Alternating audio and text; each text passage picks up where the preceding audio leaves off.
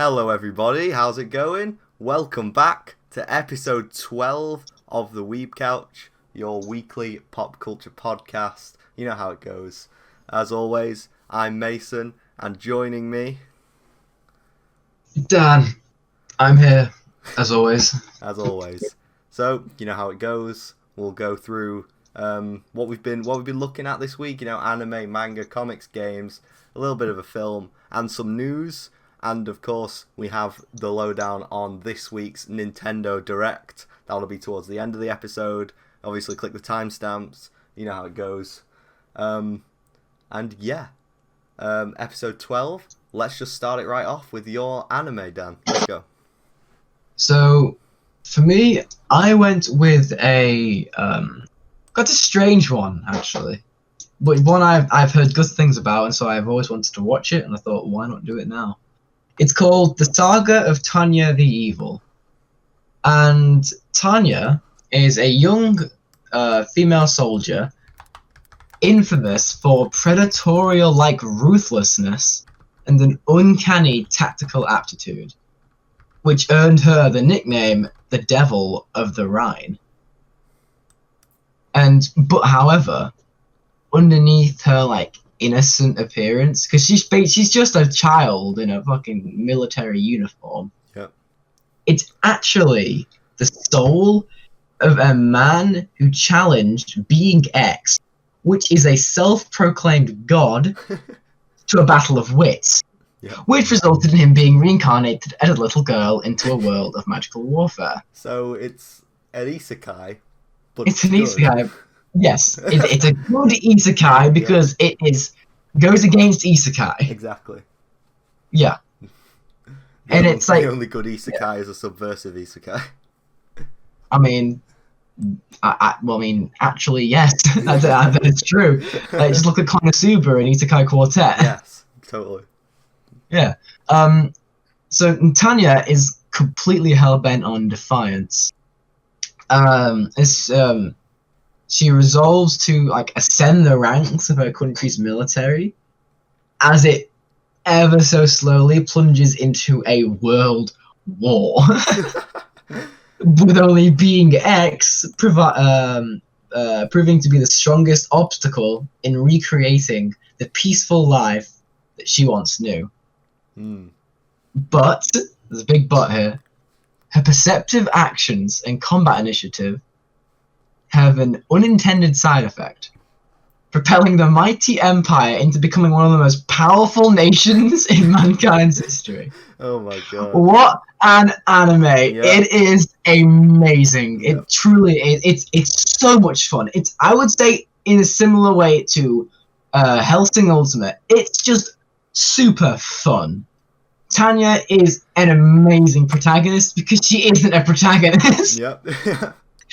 It's so good. I'm pretty sure I can't remember what they're called again. And it's not an antagonist, that's the evil. It's an anti-hero. I can't remember the name.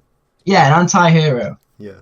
She is so fun to watch.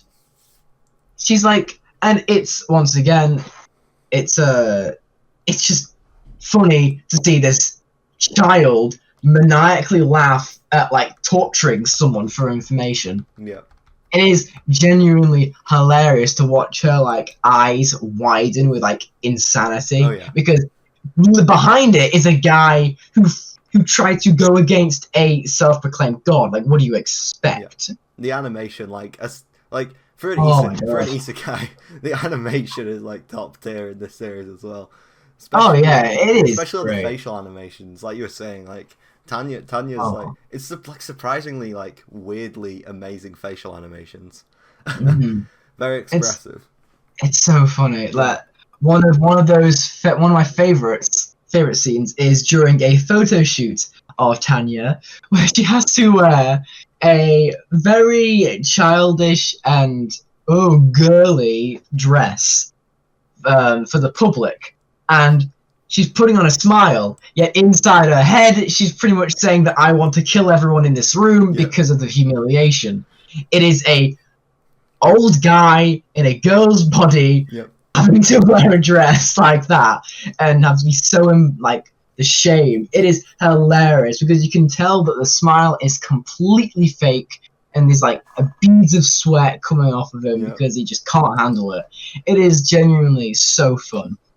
And like you said, animation, it's actually like the animators are talented as fuck. Yeah. Like they're like it's good. It's actually really good.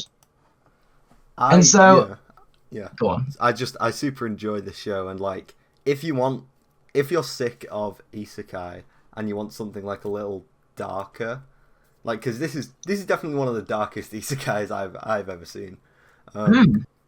Yeah, and it's certainly better than I'm Standing on 1 Million Lives. I'll say that right now. Season 2's coming this year. Oh god. Hopefully never. Yeah. But I actually found this out that this anime was, I think, the first animation production from the studio. Oh, yeah. So I have like, I'm quite impressed with them, to be honest. I'm like, it's a studio nut, by the way. Get your jokes out in the comment sections. Go on, I can hear them coming. I can hear them coming. But like overall, it's just really fun. Yeah. And it's obviously it's pretty dark. Like probably as you can tell, it's obviously not as dark as Hellsing, but yes, or Devilman, but it's not the isekai that you're thinking of. Yeah. Pretty much. Yeah. It doesn't work like that. It's like, but I do love this. Just doing a quick search of Studio Nut, they've also more recently they've done Decadence, which came out last year. Pretty good, sort of sci-fi, like softcore mecha type thing. It's like it's a lot like Attack on Titan, but with a bit more of a comedic edge to it. So if you like Tanya the Evil, which you probably will because it's a great show, check out Decadence as well, because I watched like the first 4 or 5 episodes and I actually enjoyed it. So yeah, and again, animation is top tier. You know, the animators are extremely talented, and as they're a pretty new studio, be cool to see what they do in the future. And one of my favorite things about this anime is that it like helps us show a line between heroism and villainy through Tanya, and it is so good to watch. Yeah. And so I would highly recommend giving this a watch if, like Mason said earlier, you're bored and tired of the Sword Art Online, the Overlord, you know, all that sort of stuff, and you want an isekai that knows what it's doing because it isn't an isekai. Yes. Yes. And because of that, I'd give this a good 8 out of 10. Wow. Definitely. Yeah. Super fun to watch. Also, definitely highly recommend it. Need more anime from light novels, because Tanya the Evil was a light novel instead of a manga. You know I'll be reviewing Nagatoro anime when that shit comes out. Yeah. And then, there's just not enough. There are some great light novels out there, especially in recent years. Sure. Tanya the Evil is one of them. Like, we need more. Yeah, totally. Yes. So yeah, 8 out of 10. I'd probably agree. Yeah, it's a great show. Yeah, I think that's good. So, what have you got? I've got a bit of an older one, going back into the archives, from 1998. This is a mecha anime because I'm not torturing myself enough by going through the Gundam series. All of it, all like 40 shows. This is my anime today is Shin Robo Armageddon, a show that approximately 0 people watching have heard of. But it is basically sort of like how Hellsing Ultimate is to Hellsing. This is a sort of an abridged version of Robo, which was an 80s mecha show. So it's sort of, it's a very, very condensed version of it. This is only 13 episodes, where Robo was 51. And I'll just read out the synopsis really quick. Sent to jail after being accused of murdering Robo creator Dr. Saltame, Ryoma Nagare must once again team up with his former comrades and pilot Getter Robo when Saotome returns from the dead and threatens humanity by unleashing his greatest creation, the Shin Dragon. So... Why does that sound like... Okay, I don't want to be rude, but why does that sound like a Disney XD animated series? Yeah. Like, what? Yeah. The Shin Dragon? The Shin Dragon. Jeez. Or like a Yu-Gi-Oh card or something. Yeah. It's weird you should say that because I'm really not sure where, like, what this is aimed at, like what age this is aimed at, because it's like there is some gore, like not hardcore gore like you would see from like Evangelion or something. Like the mechas do bleed, and there is like, you know, like big brawls with the mechas where they're like got arms falling off and stuff like that. But then like the art style, it's good. Like the artwork is very good. It's very stylized. It's very unique. But it does look kind of childlike, and that's one of my few problems, because it is a good show. I know we're sort of trashing on it right now, but it is a good show. I did enjoy the show, but yeah, it's just weird because it's like, who is this aimed at? It's kind of seems like it's trying to be Gundam, which is aimed at children, but then it's also trying to be Evangelion, which is aimed at adults. It's trying to have the best of both worlds, which is fine, I guess. But yeah, the good things. Let's get on to the good things. The character, like I said before, the artwork is brilliant. It's highly stylized. The character designs, like for Ryoma, who's the main character, Ryoma has one of the coolest character designs I've ever seen. And he's like, he's got the big scarf, he's got like the trench coat, he's like really broad and buff. And it's a shame because he's not really in the show. And again, I gotta go back to a criticism. I had this down as like a 7 or an 8, but I feel like I might have to bring it down after I'm thinking about it.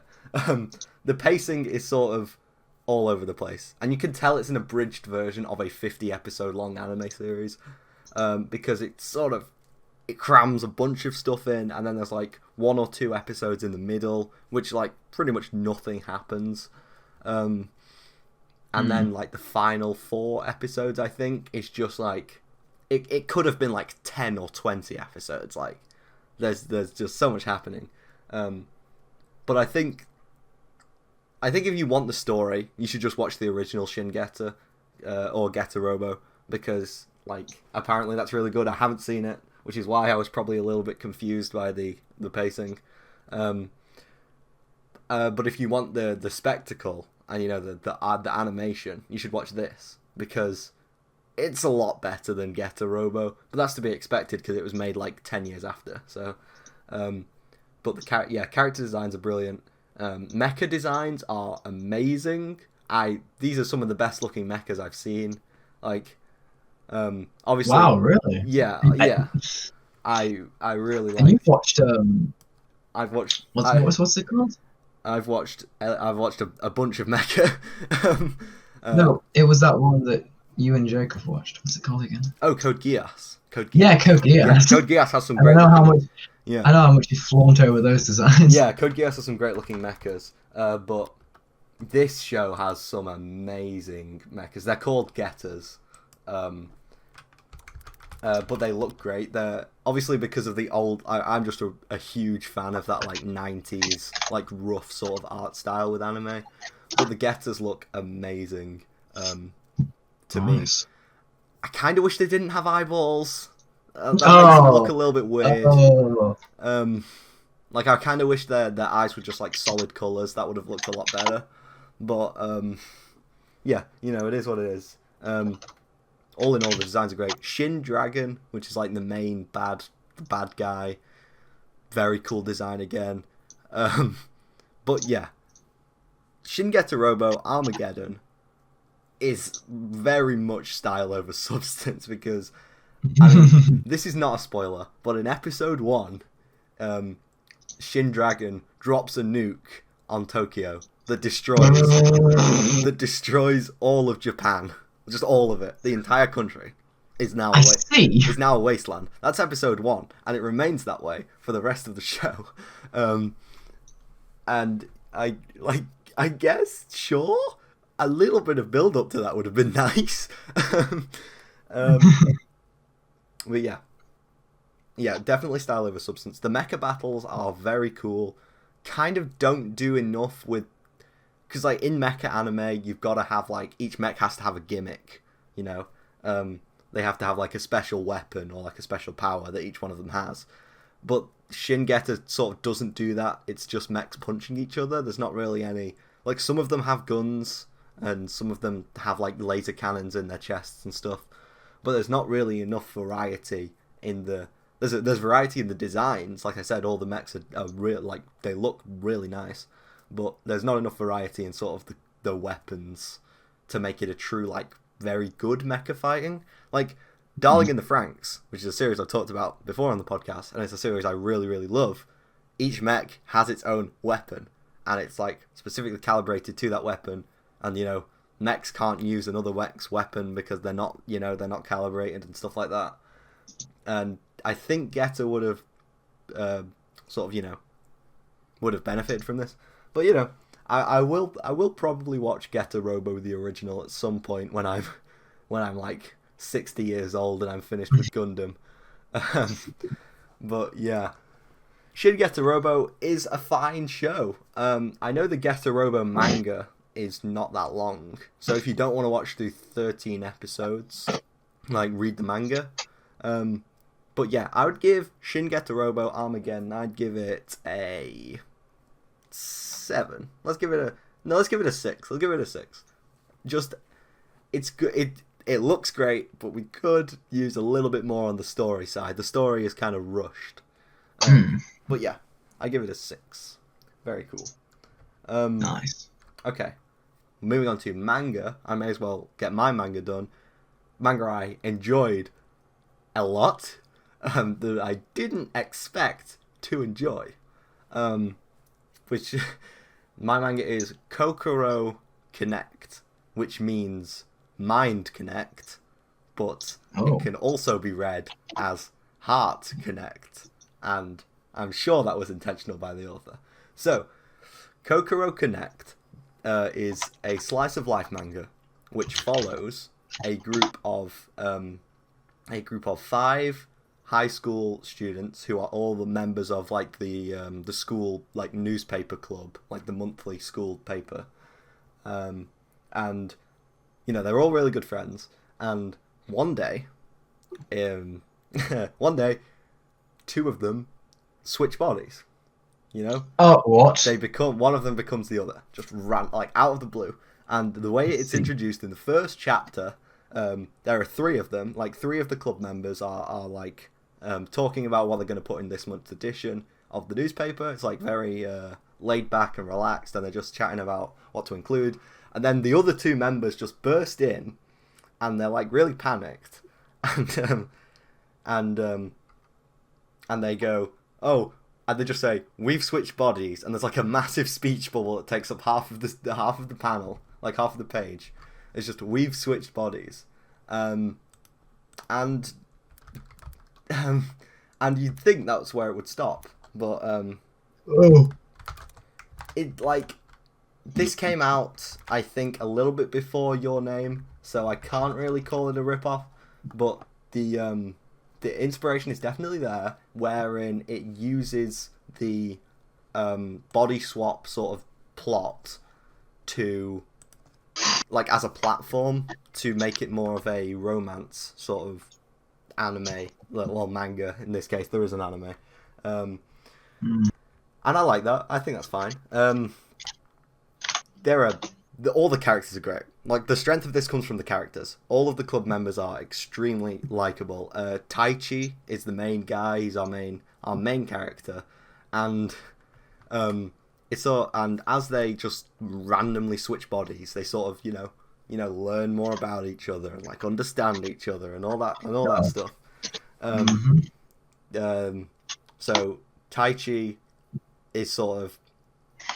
sort of gets made fun of by the rest of the club members on how self-sacrificing he is like how he would just do anything for his friends, and everyone sort of sees that as a weakness. And when he starts switching with because there are two male members and there are three female members, and when he starts switching with the female members, he starts to like see how they see him, and it's sort of the theme of, you know, be yourself, you know, don't try to be someone else, don't try and please anyone, that sort of thing. Very you know, very standard stuff. But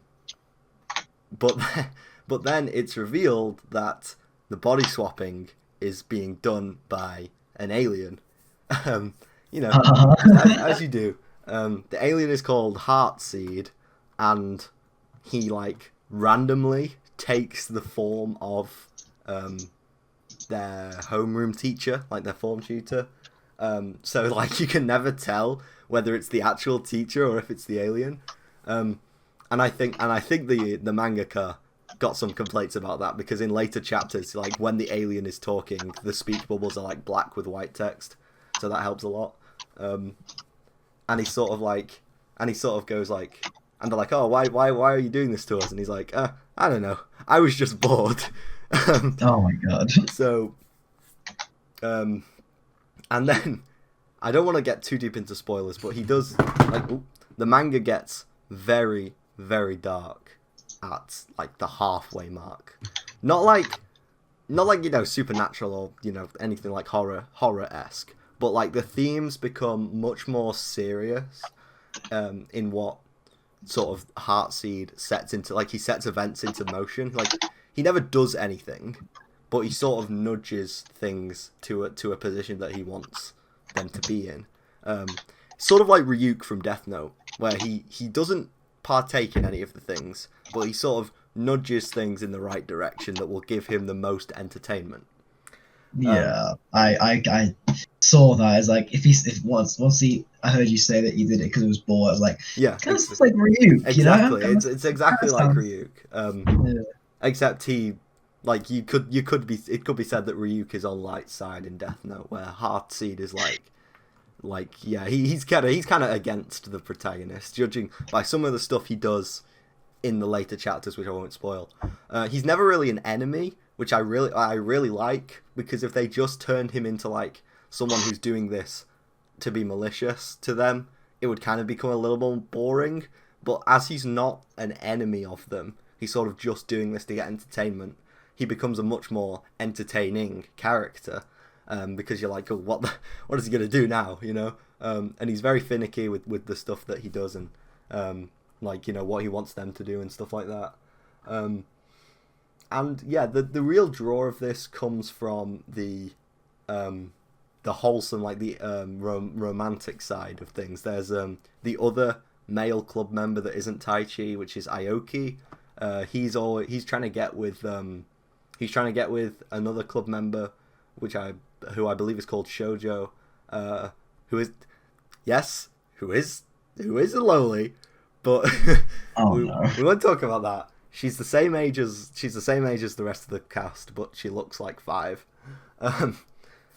And sort of Shoujo like keeps putting him off, you know, she keeps pushing him away.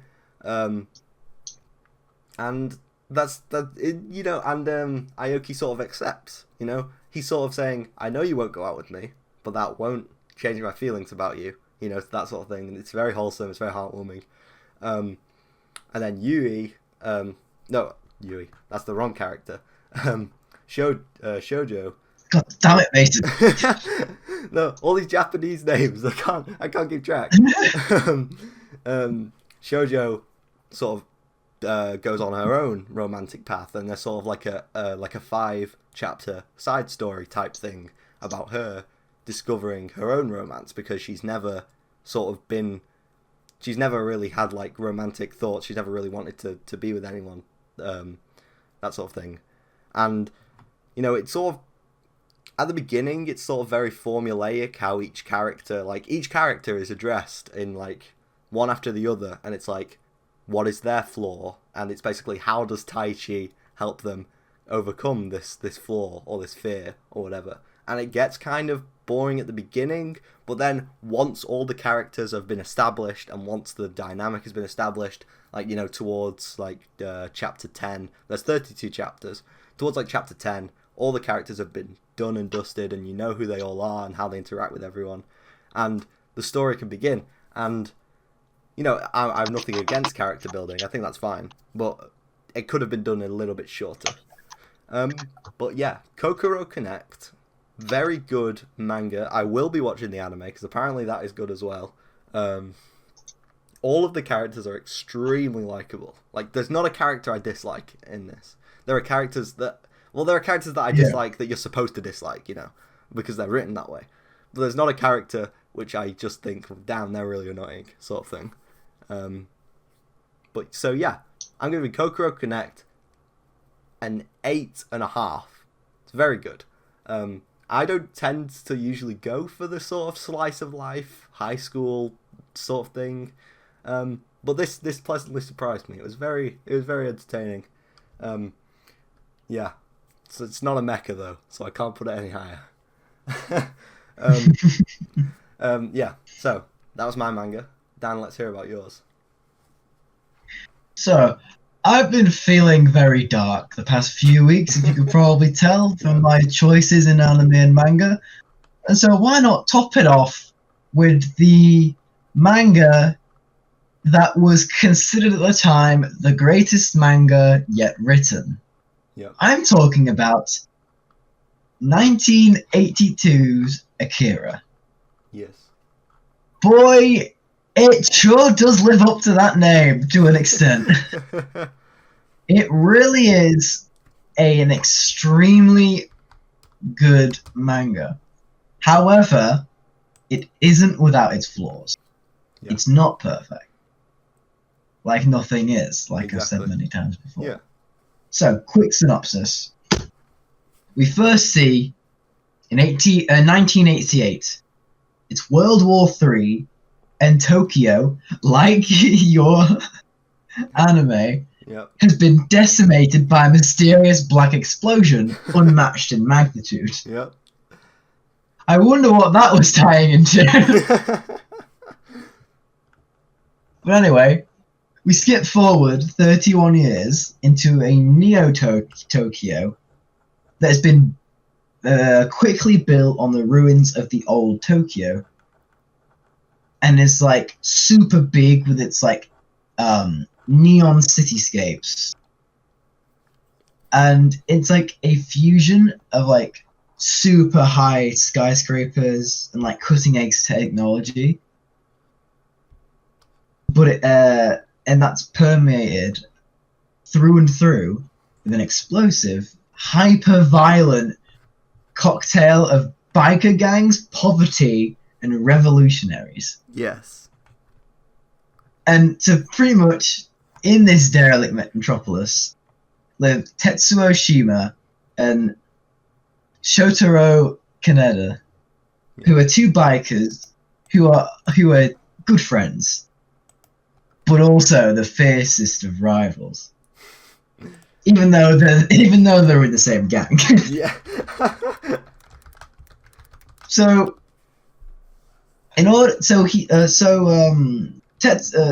Tetsuo tries to prove himself as Canada's equal. He unwittingly pulls a stunt that culminates the awakening of a cryptic existence that threatens to change both the face of Neo-Tokyo and the lives of those who call the city their home. The awakening of a government secret simply known as Akira. God damn it, Tetsuo, you stupid motherfucker. Yeah. First of all, let's call out the elephant in the room. Oh my god, the artwork is a masterpiece. It's simply impeccable. Yes. Like, there is, like, I would put him right next to One Punch Man mangaka to this. He is able to do background renders and character designs so well. There is so much detail at every panel that seriously, it is like beyond like it's just beyond my like. I can't fathom it. I can't even fathom. I'm lost for words. And there's no. It's not digital or anything. There's nothing. Oh like, no, he did this not. with his own two hands. You know. This is 1982. We're talking about. Exactly. He did this with his own hands, and yeah, God, I agree. The artwork is stunning in Akira, man. Took almost 6 years to make 120 chapters. Yeah. Which isn't it isn't long. It's long, but it's not long in comparison to other things. Yeah. But if you tell why it took 8 full years. Yeah. And so now that we've got the best part of it, in my opinion, out of the way. Unfortunately, I haven't finished it, but I was like 3/4. So I don't know the finale. I mean, yeah, 120 chapters is quite a tall order for a week. But and so I'll move on to the characters since I've got the art out of the way, which was my main coom because artists after all. Yeah. So they're not the characters themselves. They're not developed through drama or dialogue because their world is so in constant chaos and collapse. There is no time for them to be developed in that way. But they are developed through action. Yes. Every line and act of Tetsuo Kaneda and the later character, the Colonel, they express their character with super consistency and charisma, because every character does feel real.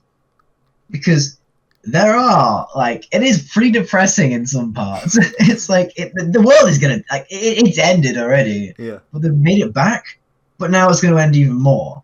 So it's it's already bleak as fuck. Mm. And they really expand on that. And it is I do like when characters are real.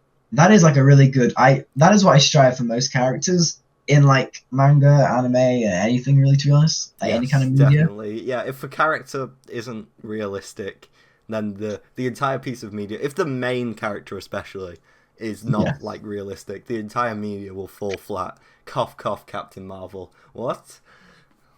Let's not get into that. We must stay neutral. Yes, of course. Yeah.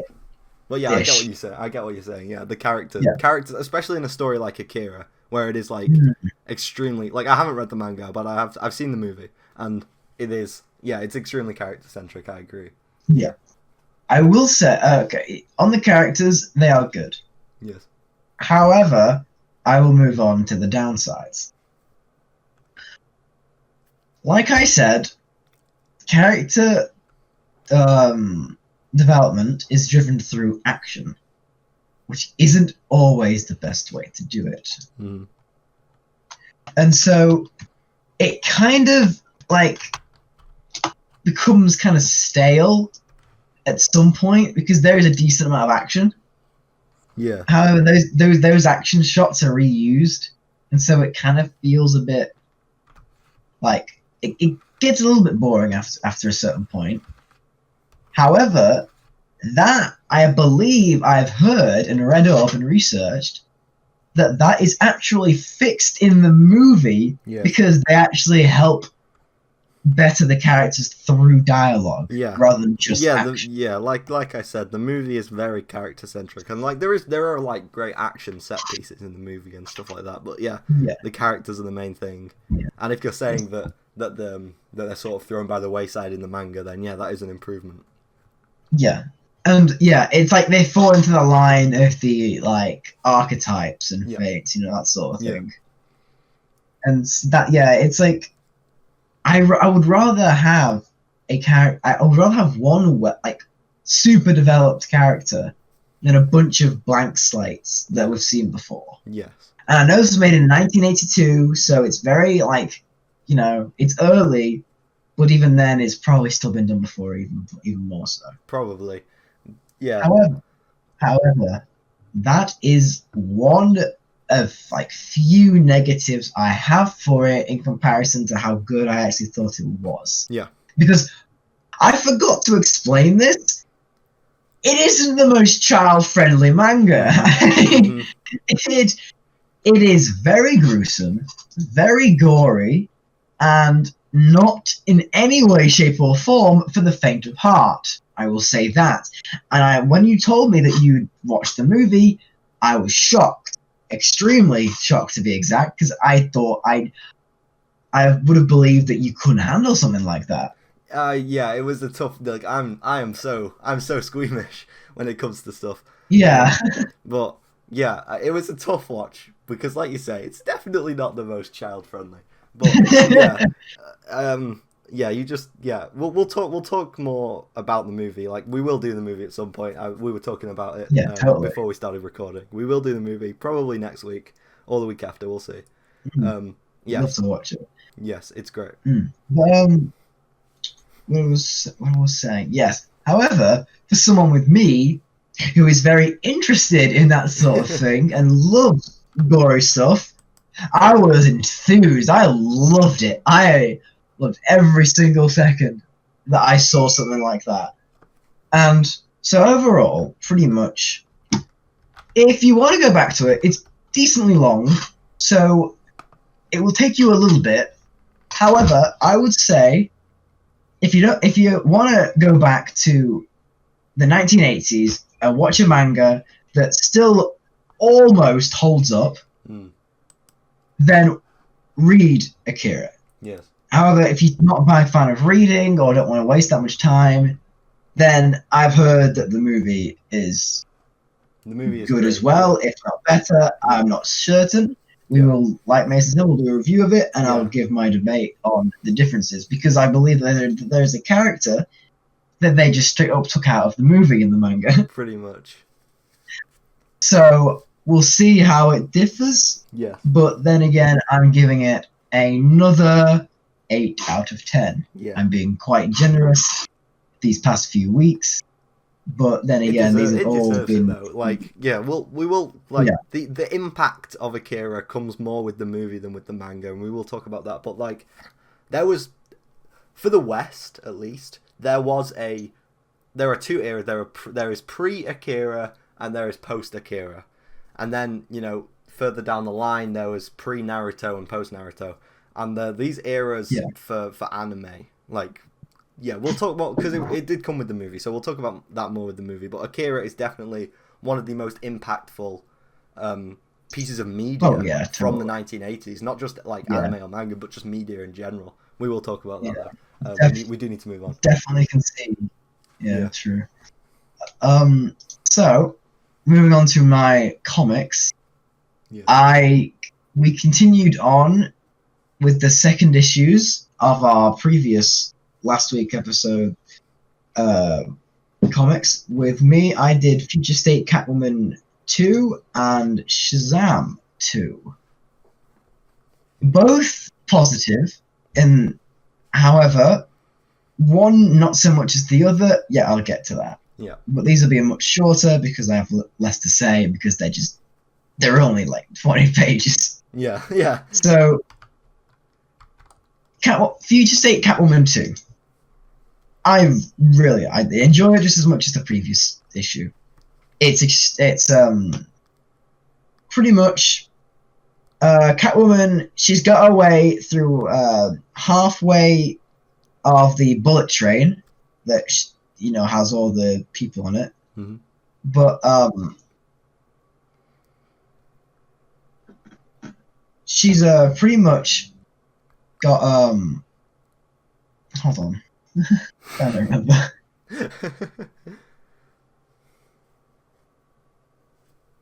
Okay, I got it. So she's now with Onomatopoeia in tow. Yes, one of my makes favorite little-known DC characters. I had no idea. I had no idea. He speaks in sounds. But they look cool. Yeah. So she now has to make her way toward the car, carrying a ghost of her past, as well as Gotham's past. It's Bruce Wayne. Oh my god! Yes, Bruce But Wayne. is it really? Oh, interesting. But is it really him? And with Talia al Ghul on board as well. Oof. Yeah, the mother to Batman's child. Yeah. Could it be? Could this chapter issue be the long-awaited reunion between Batman and Catwoman, or will Catwoman's mission to rescue the Magistrate's prisoners go off the rails? No spoilers, but it's pretty good.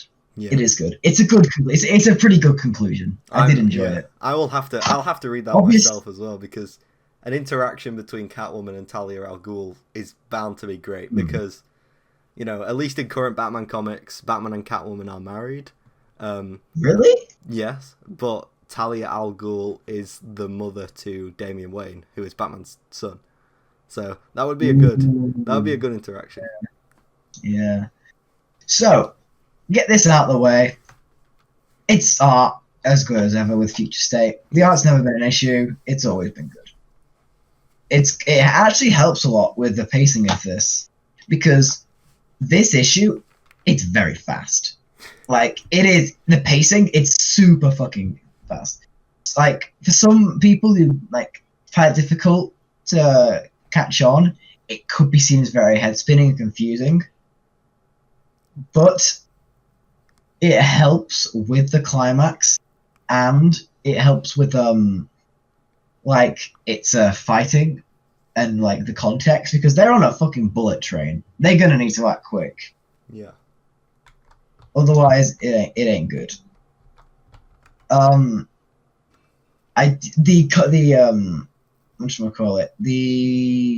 fighting in it, good, just as good as that last issue. I very much enjoyed it.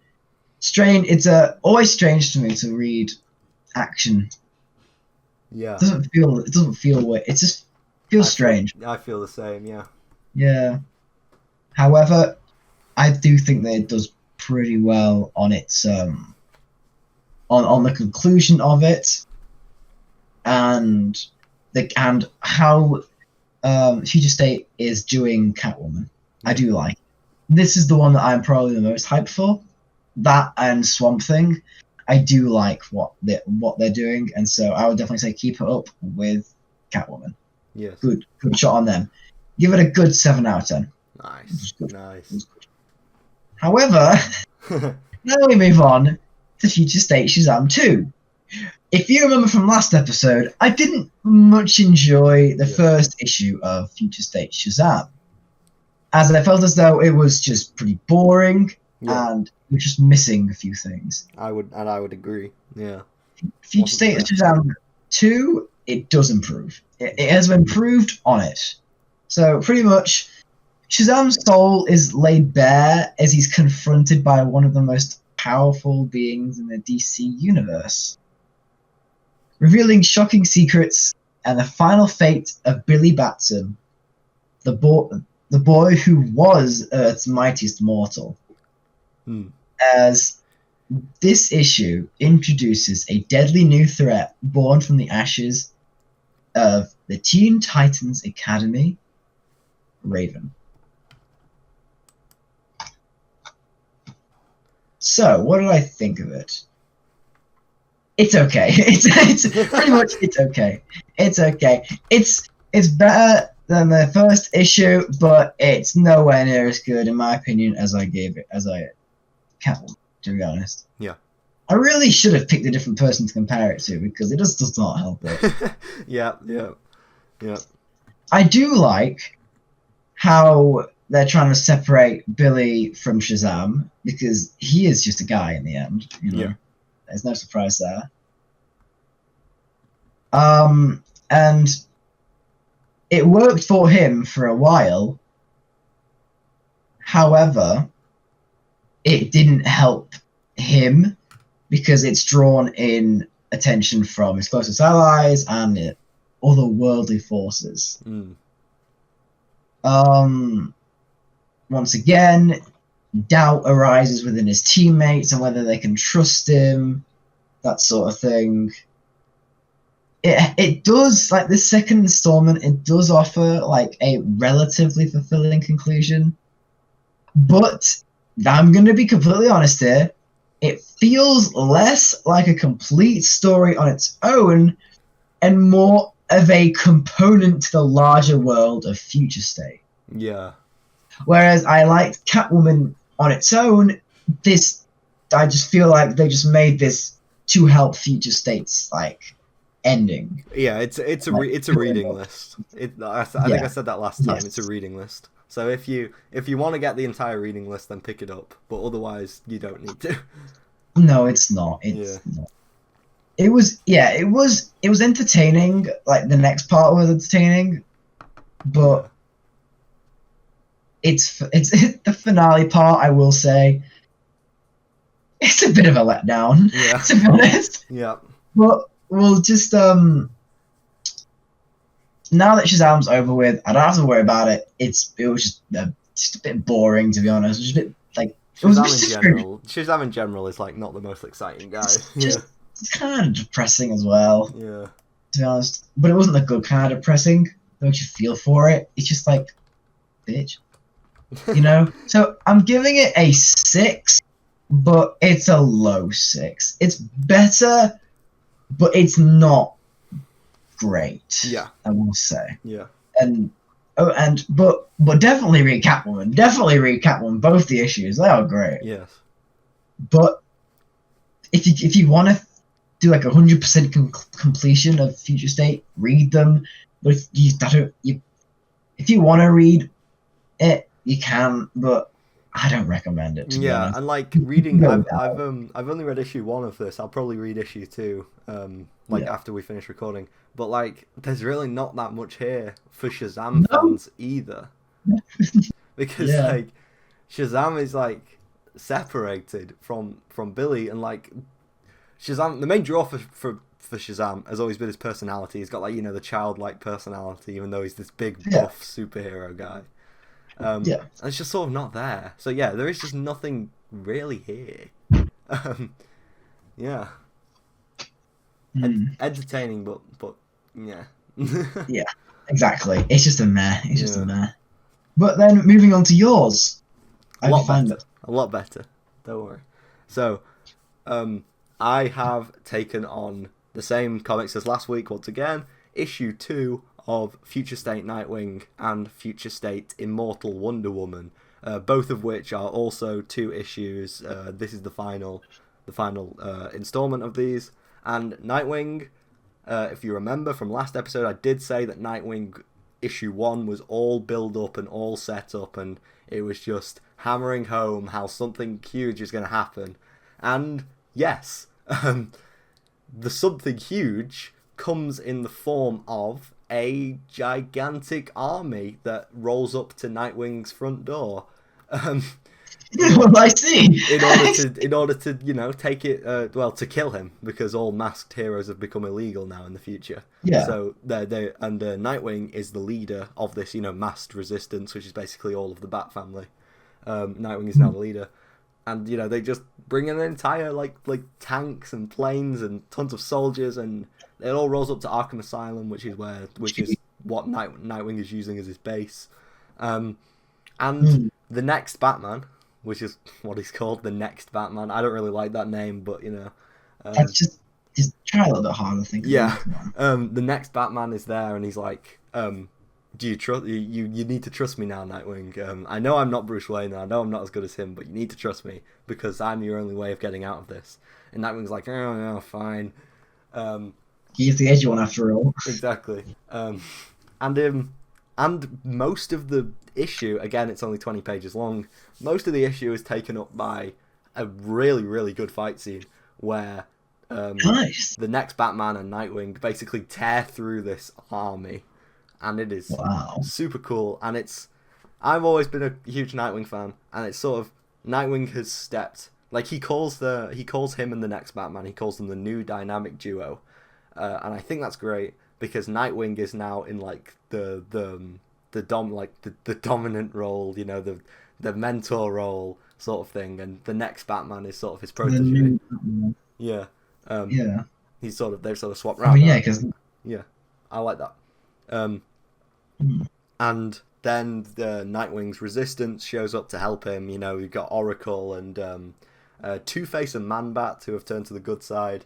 You've got Robin. Whoa. Yeah, Really? I love Two-Face and I love Man-Bat. So it was really cool to see their like older counterpart. Like Man-Bat has got like grey fur on his shoulders and like on his back and Aww. stuff. Really cool. It's cool to see What that. Like Two-Face is pretty much the same. You know, he's got grey hair. His face looks a little bit more rotted, which is pretty cool. Oh yeah. Yeah.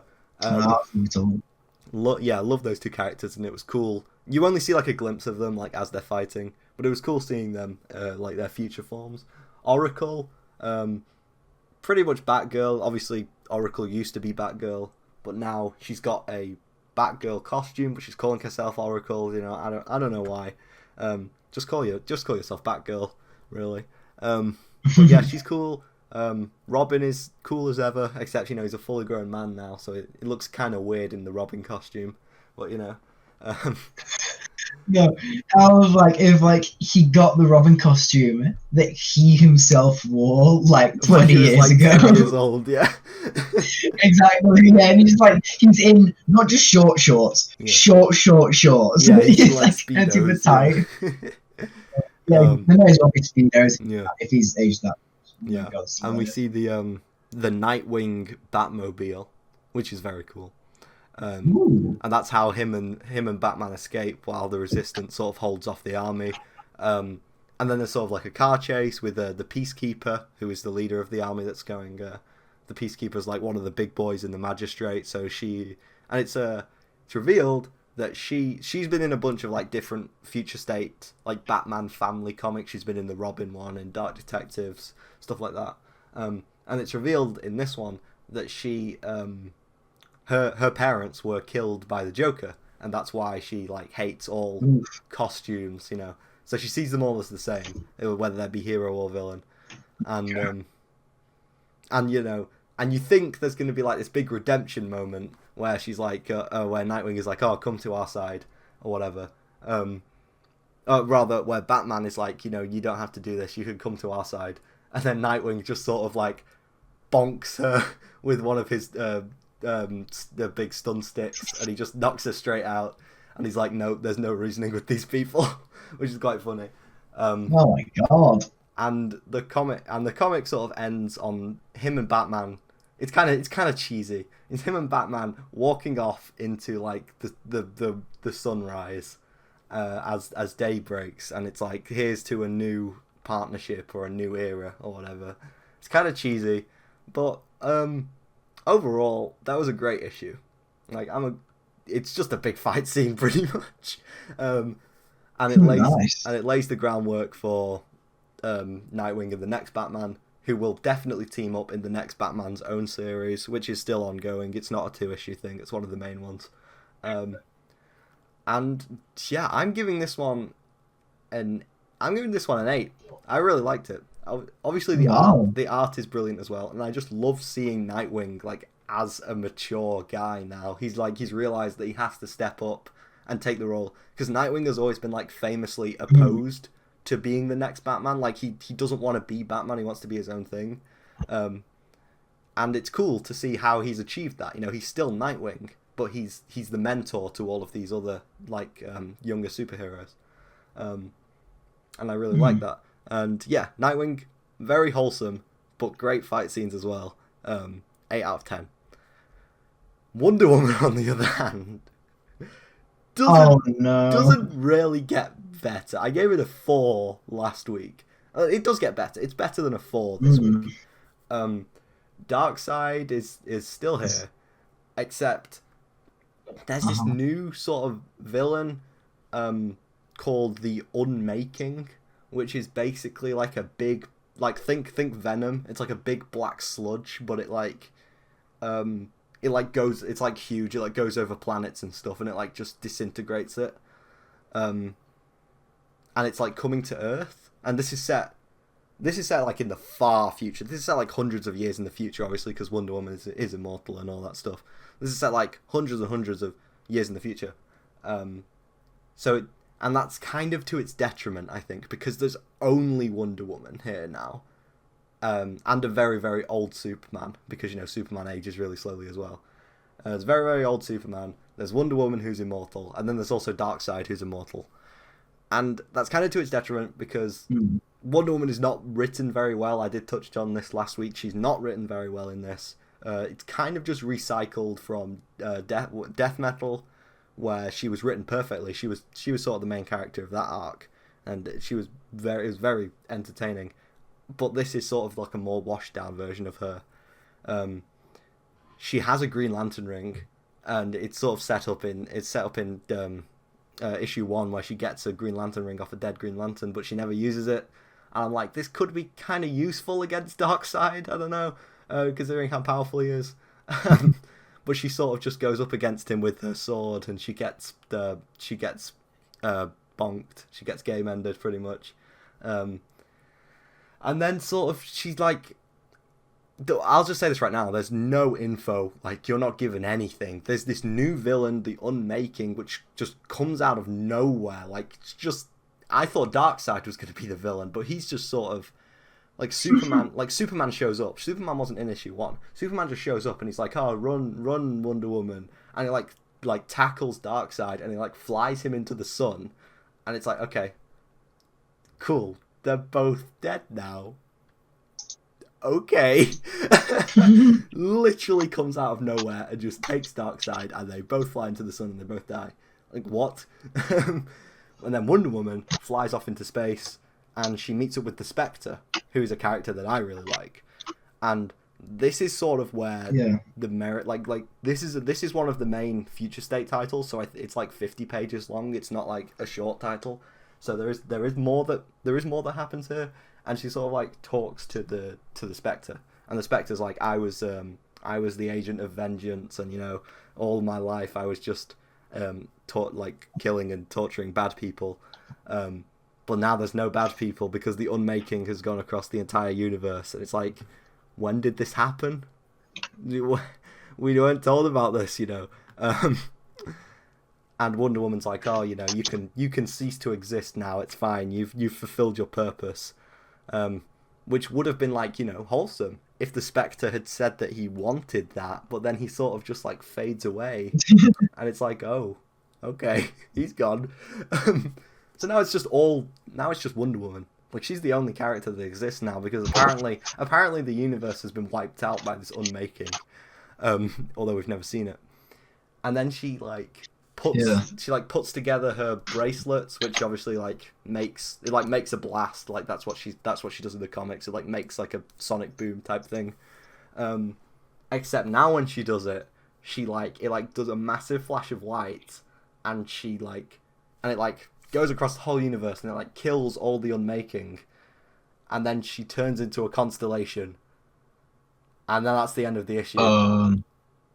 That's it. What the fuck? The last panel of the issue is her, like a constellation of her with her arms crossed, with the bracelets touching. Yeah, this issue was whack. This issue was whack, man. Yeah, I can tell. It was better in that things happened, but it was a different comic book than issue 1. Like, it was a different story. I'm gonna give it a 5. Yeah. I'm gonna give it a 5 purely because it was better than the first one, and the art, as always, is brilliant. I really like how this Wonder Woman in particular, this issue, I really like how Wonder Woman is drawn in Future State, and I hope they keep on these artists, because the thing is, with Future State, they're sort of trying out new writers and new artists that haven't really done much for DC before. And I really like the artwork. I guess it kind of shows. Yeah, I really like the artwork for Wonder Woman. I really hope they keep the artist for the mainline Wonder Woman series when DC returns to normal and Future State ends. But just get rid of the writer. No, just get rid of the writer, whoever they are. I don't know their name. Just no. I mean, specifics. Some are actually good. No, yeah, but I mean Wonder Woman in particular. This series is awfully written, man. This series is terribly written. Yeah, it's got to be a 5. A 4.5. It's not quite a 5, but it's better than last time. A 4.5, I would say. Jesus Christ, man. Okay. Yeah. Let's just move on to the game so Let's we move can on get to that out games. of our heads Yeah. now. So a great game. Great game next. I am continuing my review, retrospective, whatever, on the Batman Arkham games. This is the second game, Batman Arkham City. What a game. Oh my god. You know, the thing about sequels is they can be seen as like worse versions of the original. But what Arkham City does in response to Arkham Asylum is it takes all of it, dials it up to 11, and just throws it at you. Like, the story makes no sense. The story is the most convoluted thing I've ever heard. Basically, there's a big area of Gotham, like the middle of Gotham has just been like sectioned off, like just completely cordoned off, and massive walls have been built around it. And that is Arkham City, and they throw all of the residents of Arkham Asylum and all of the residents of Blackgate Prison, they just throw them in this area and like say, just fend for yourselves. Like, it's bonkers. Like, and Batman, like, Bruce Wayne is obviously against this because it's a terrible idea. And he's like at the rally, he's like at this rally and he's like protesting against it. And then he like this is in the opening cutscene, he like straight up gets kidnapped by all these military guys. Like, they just straight up come out, like a helicopter comes down and like these military guys come out and they straight up like knock him in the head with the barrel of a gun and like knock him out. And then they just drag him up into the helicopter and it just goes away. And that's the opening cutscene. And Bruce Wayne, and then you wake up as Bruce Wayne in Arkham City. So you're now a prisoner in Arkham City, and, you know, the first 5 minutes of the game is basically you going, like, breaking out of your chains or whatever, and calling in the Batsuit, and now you're Batman in Arkham City. And the main antagonist of this game is Dr. Hugo Strange, and it's revealed that Hugo Strange knows that Batman is Bruce Wayne, and he sort of like figured it out by himself. And I won't get too deep into spoilers, but like, that's not what happens. Someone else tells him that Batman is Bruce Wayne, but I won't say who that is because spoilers. And yep, once again, Arkham Asylum had a ton of Batman villains in for like boss fights and things. Once again, Arkham City dials it up to 11. There are tons more villains in this.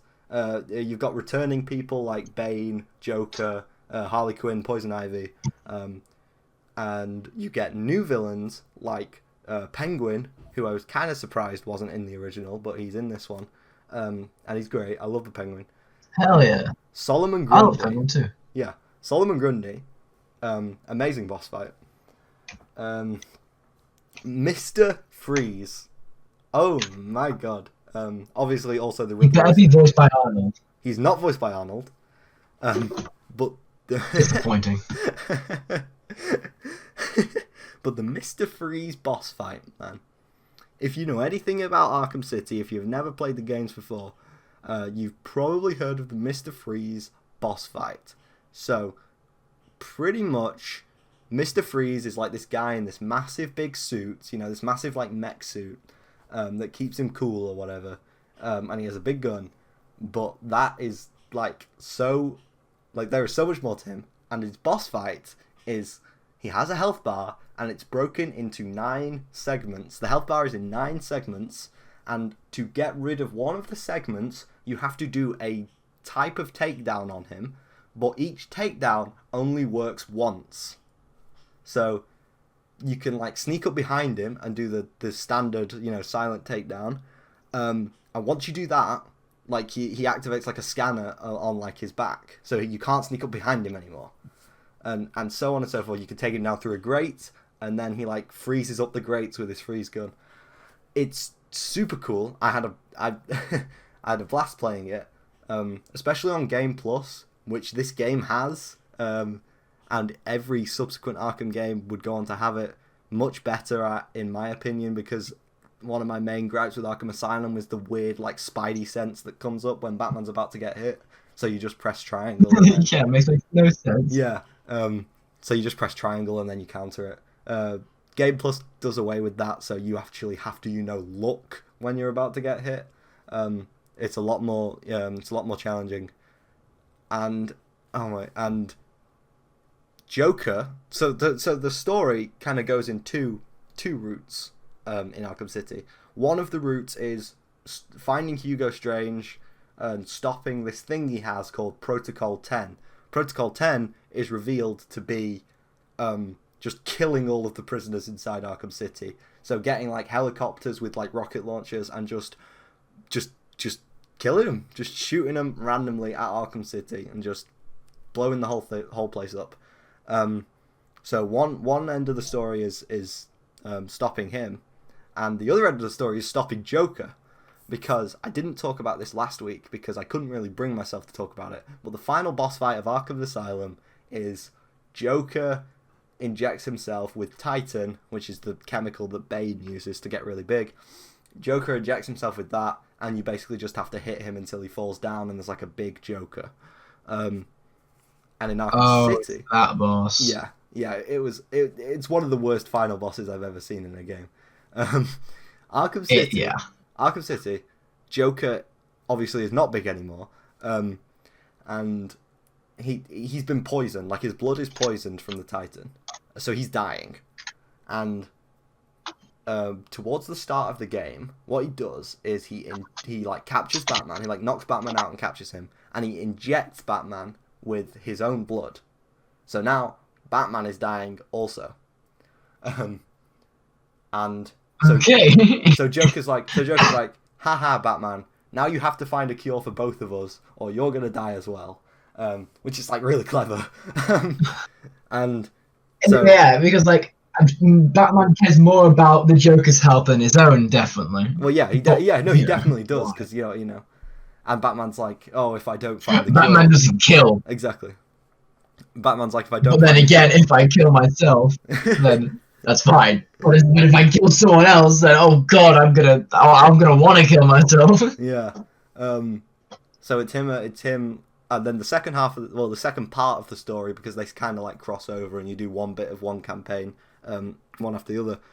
The second part of the story is finding a cure for you and Joker, and also Joker sort of covers his back, because I love Joker in this series. He's actually like really manipulative and smart. So Joker covers his back, and he's like, I know that you would probably just have both of us die, because that means that, you know, I would die and you would die.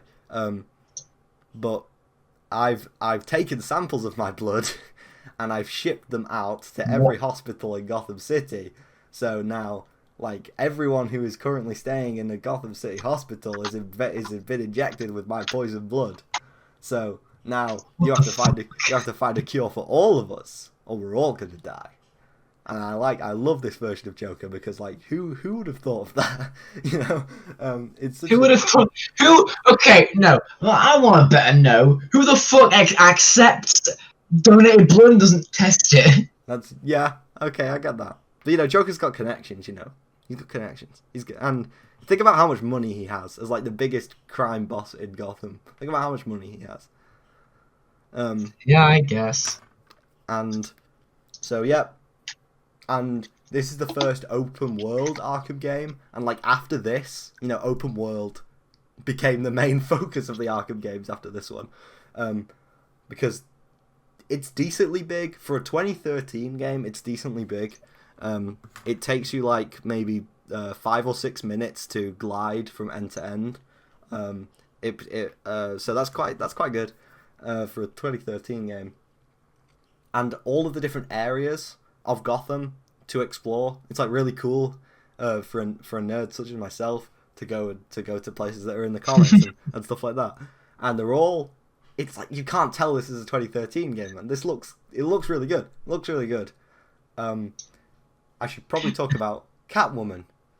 I don't really want to, because she's sort of there. Like, Catwoman is a playable character in this. Like, in the campaign. I believe she was DLC when the game first came out on consoles. I believe she was DLC. But if you buy the game now, like on the Steam store, if you buy the game, you will just get Catwoman like as part of the campaign. So it's kind of weird how they rolled that out. And Catwoman, the Catwoman bits of the campaign are like interspliced with Batman's, and she has a lot less to do, obviously, because she's a secondary character. But the bits with her just kind of feel meaningless, because while Batman's mission is to, one, find a cure for himself and Joker to stop like tons of people from dying, and two, stop this Protocol 10 to stop tons of people dying, Catwoman's is just to find the jewellery that was in her apartment, which is also in Arkham City, just by circumstance. The section of Gotham that was cordoned off included Catwoman's apartment, and she has to find the jewellery that Two-Face thugs have stolen and get it back. That's sort of her character arc in this. Kind of bad.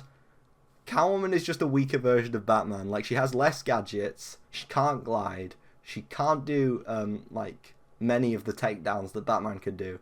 She has less health. I wouldn't miss her if the game didn't have her in, personally. And then once you complete the story, you can like switch between Catwoman and Batman freely, because Catwoman also has some Riddler trophies that only she can get and stuff like that. But on the whole, Arkham City is a brilliant game. I think I have like 100 hours on it on Steam right now, and I'm not finished with it. Like, there's so much to do. You're not finished with it? How dare you? How dare you not be finished with it before... God. And you were going to 100% all your games. Disgusting behaviour. I've 100%ed it. But then there's also DLC to do. I've done all of the main game content. So I've done. There's also 150%.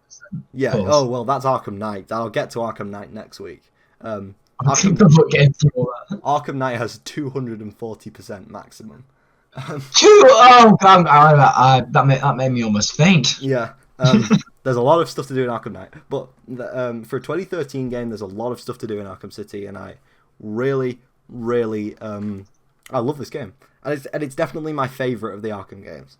And it's like, obviously Arkham Knight is the better made game, but Arkham City will always be my favorite because it's the first one I played, two, because it's just, I think the story is the best in my opinion. The campaign, I went through it twice because I did it normally and then I did it in Game Plus, and I loved it. I gotta, like, I'm trying to take off my fanboy goggles and see it objectively, but even objectively, like from just a game design standpoint, it's a 9.5. You know, like, wow, it's near perfect. It's near perfect game. It's amazing. I can't stress how much I love this game. You will find it for less than £5 at somewhere. Maybe it's even on the Steam store for really cheap. I don't know, but if not, just find a key. Very cheap. I would recommend you pay for this game because the achievements are super fun to get, and I've been working my way through them. Very, very fun. Most of them. I mean, complete all the Catwoman challenge maps was quite grating on me. But you know, it's fun. It's fun to just hop on. Like, even after you finish the story, they introduce this thing called Riddler's Revenge, which has been in all of the other Arkham games, where it's just a series of challenge maps. It's like locations from the game that you go back and like you redo, but there's like set challenges that you have to do, like specific things you have to do to get medals, and there's just so much content there. I'm only halfway through that after spending, like, I don't know, 50 of my 100 hours doing Riddler's Revenge. There's just so much content there. I love it. Yeah, Arkham City, 9.5. A near perfect game, even for someone who isn't a Batman nerd. Just there's combat, stealth, whatever you want. There's some cool skins. Like, there's a bunch of skins for the characters as well, I should mention.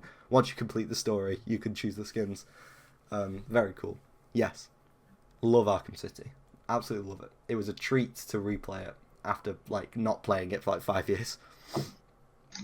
So, Dan, let's hear about your game. Okay. Almost moving on. I will confirm ending yours. Oh yeah.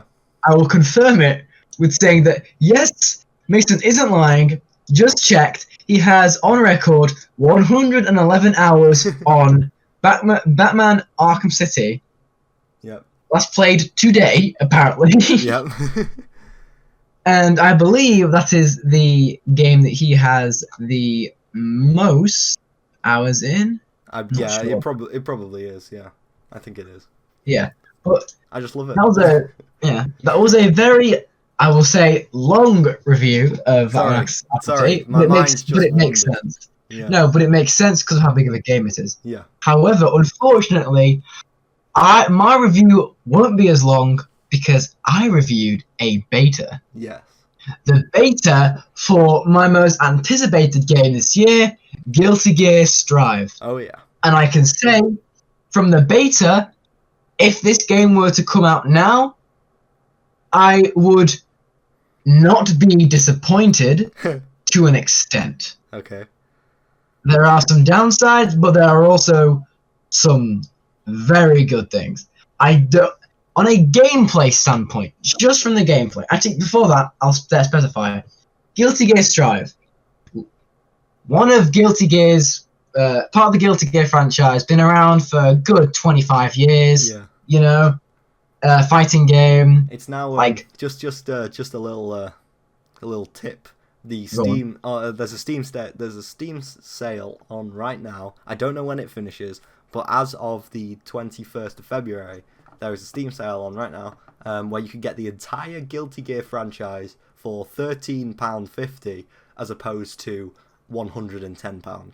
So that's every single Guilty Gear game from over 25 years. There's like 20 games in there for £13.50. I would highly recommend checking that out. Do it. Yes. Do it. As much as Rev 2 is half dead with its age and player count, you will still find some rooms being open. You'll still find some online rooms, and even then, like, it's just fun. It's just a fun game to just jump in training or against bots. Yes, and better yet, the story. Yeah. It's just a it's a moving visual novel. Yeah. Pretty much. So which is also quite fun. But with the Strive beta, we are given on certain days online with their, let me say, a rollback netcode, which I'll get to. Rollback netcode, we love it. And then we have they gave us the arcade, which is certain missions that you can do, which I'll get to as well. And then we were given the training room, which was quite fun to play around with. Yeah. And so with this beta, the first thing you do is you boot up the training room, because why wouldn't you? Yeah. You have to start the combos off. And from a visual and gameplay standpoint, I don't think I've ever fallen in love with a game as quickly as I have with Strive. Oh wow. In all honesty, I love it. The visuals, practically, I must say, impeccable. The lighting, it looks like we have ray tracing on. Yep. The way that the lighting affects the characters, there are like, if you can see in the background that the sun in the background or any lighting is covered by like a broken roof, yeah, there is like a definitive line where like obviously in real life there is lighting and there's shade, right? You can exactly see that in Strive. Like exactly. Yeah, and you played this on, I believe, a base PS4. Base PS4, yes, yeah, I believe. PS4. I can't even remember. Yeah. I think it's a base PS4. Yeah. But and it even looks stunning then. Yeah. So I can't believe how much it's gonna look good on PS5 and PC. Oh, yeah. I literally, looking back on it now, I'm so glad that I was able to play it thanks to my brother who owns the PS4. Yes. Shout out to him. But oh my god, I've never fallen in love with a game just purely based on gameplay and visuals. It isn't as combo heavy as its previous titles. However, it feels more like Street Fighter in its heavier reliance on footsies and bigger damaging combos with lesser actual moves to input. Yeah. Which I can agree with because of the way they did it, with it being heavily cinematic and, you know, that sort of thing, with timing being the main element. Yeah. With combos being harder to pull off because of timing. And I can live with having less depth in the combo length if the combos still look cool. Yeah. And the combos still do the damage. I'm okay with that. And boy, oh boy, let's talk about one of my favorite characters. Came out in Exod, Ramlethal. Yeah. Very strange character, with her gimmick being positioning swords to then throw out. However, if you get hit, or the characters that these mini flying balls are carrying the swords, if they get hit, they're out. Very hard. She wasn't the best character. She was probably mid to low. Yeah. However, once you got the combos off, they look cool as hell, because she's like the definition of a setup character. Yeah. Yeah. But with Strive, they said, fuck it, that wasn't fun, which I do agree with. It was a little bit finicky. Mm-hmm. They now have changed it, and I dig it. I do dig it. Instead of having to position them, now, you instead of just putting forward to throw out your swords, so her rate, like her buttons have decreased, you do a special input. So she now has actually access to more moves. In actuality, Nice. Looking at it, yeah, technically yes. Well, I wouldn't say overall. I don't know that actually comparative, but she now has more normals. Yeah. Which is good, because she heavily relies on the mid to long range. And I love the character. Her design is amazing. I did enjoy her design in Rev, but with the increase in graphics and the redesigns that the characters have had, I just fall in love with her further. Yeah. Another character I do enjoy the look of, both gameplay wise and appearance, is Nagoriyuki. Yes. The another vampire similar to Slayer. My favorite character, Nagoriyuki. And just as flamboyant in his death animation, where he just does the pose of "paint me like one of your French girls." Very fun indeed. And his stand-up animation when he gets knocked down is the stereotypical vampire hands on shoulders, rise up with no bend. Yeah. He's so fun. And his meter, his like blood rage meter, so fun. I'm not gonna get into it because that will take too long to explain. But Yeah, he it's looks very weird. interesting. He's very technical. Yes, but it looks very fun. Yeah, it does. The luckily this is a beta, so that they can change things around. The character, like, what's the word? Balancing isn't the best. There are some definite top tiers, such as Axel with his long range and time stop. He was power. quite annoying in Rev 2 as well, though. Yeah, true. But with this, I feel like it can just, especially with some characters that just, like Nagoriyuki, who don't have projectiles, who can only do their special inputs, but then that'll lead to worse issues. Yeah. But that can all change due to balancing, you know? And so let's move on to the main meat, the robot netcode. Yes. It's perfect. It is genuinely perfect. It works. It's working as intended. It's working as it should.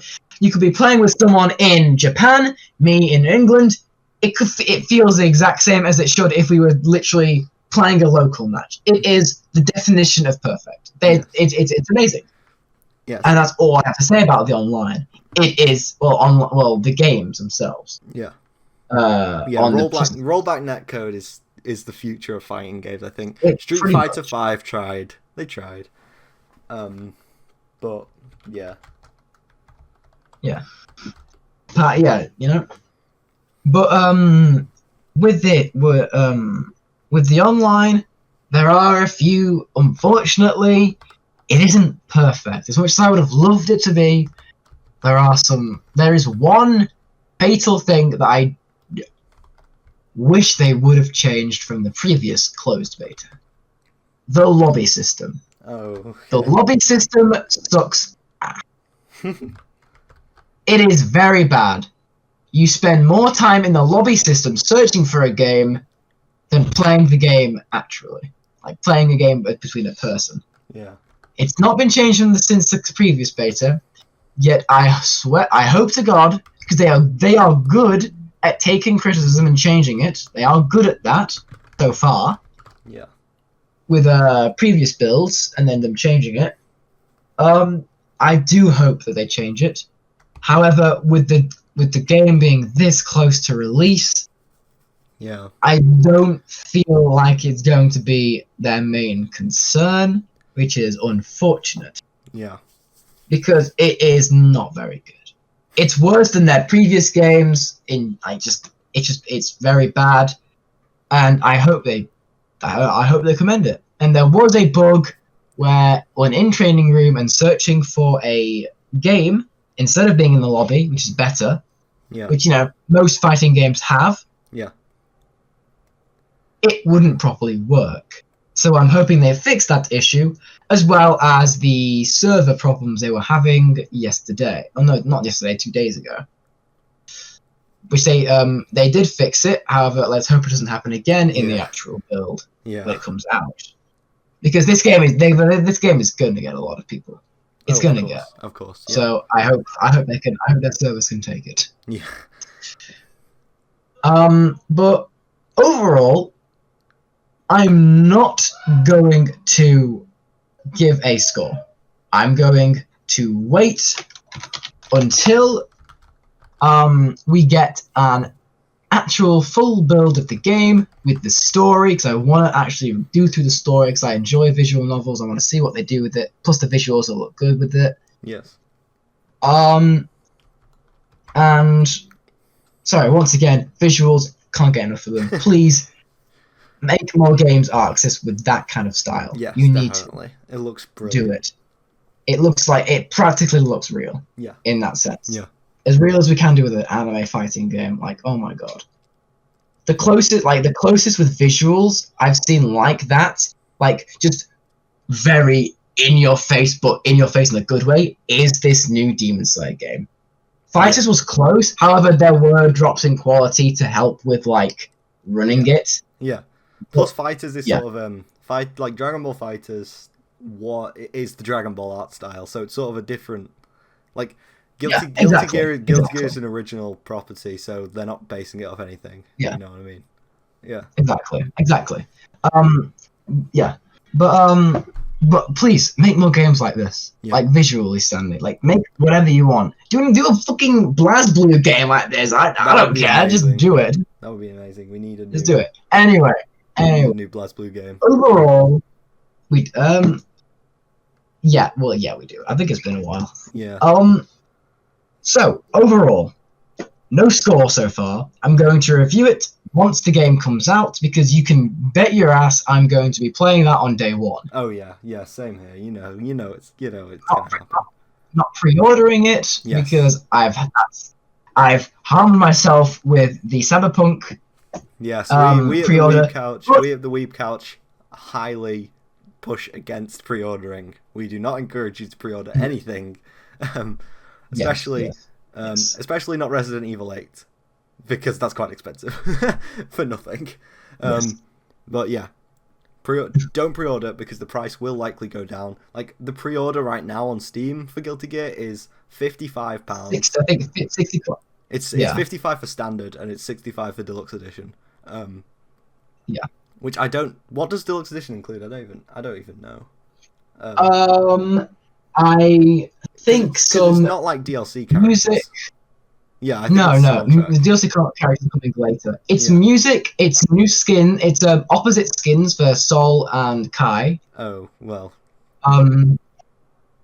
I can't remember this stuff, but I believe there is more, but I can't remember. Maybe some like extra artwork in the gallery. You know. Yeah, it's not worth it. Something like that. Not to be honest, no. Just save your money for the DLC. For the DLC coming out, we don't know the next.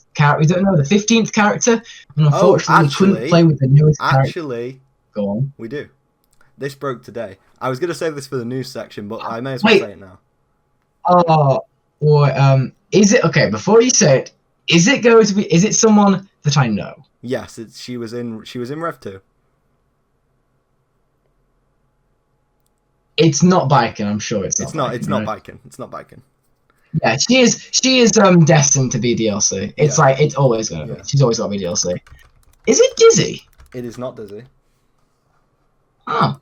Well then, I'm trying to think. It is... Just thinking of them. Should I just say it? Go on. It is Eno. May as well. Yeah, it's Eno. Eno. The witch, the rock and roll witch. Oh, she's a classic. Yeah, well, duh. Yeah. Yeah. Cool. That's actually pretty cool. It's great. Yeah. She's got a redesign. She looks very, very cool with the redesign.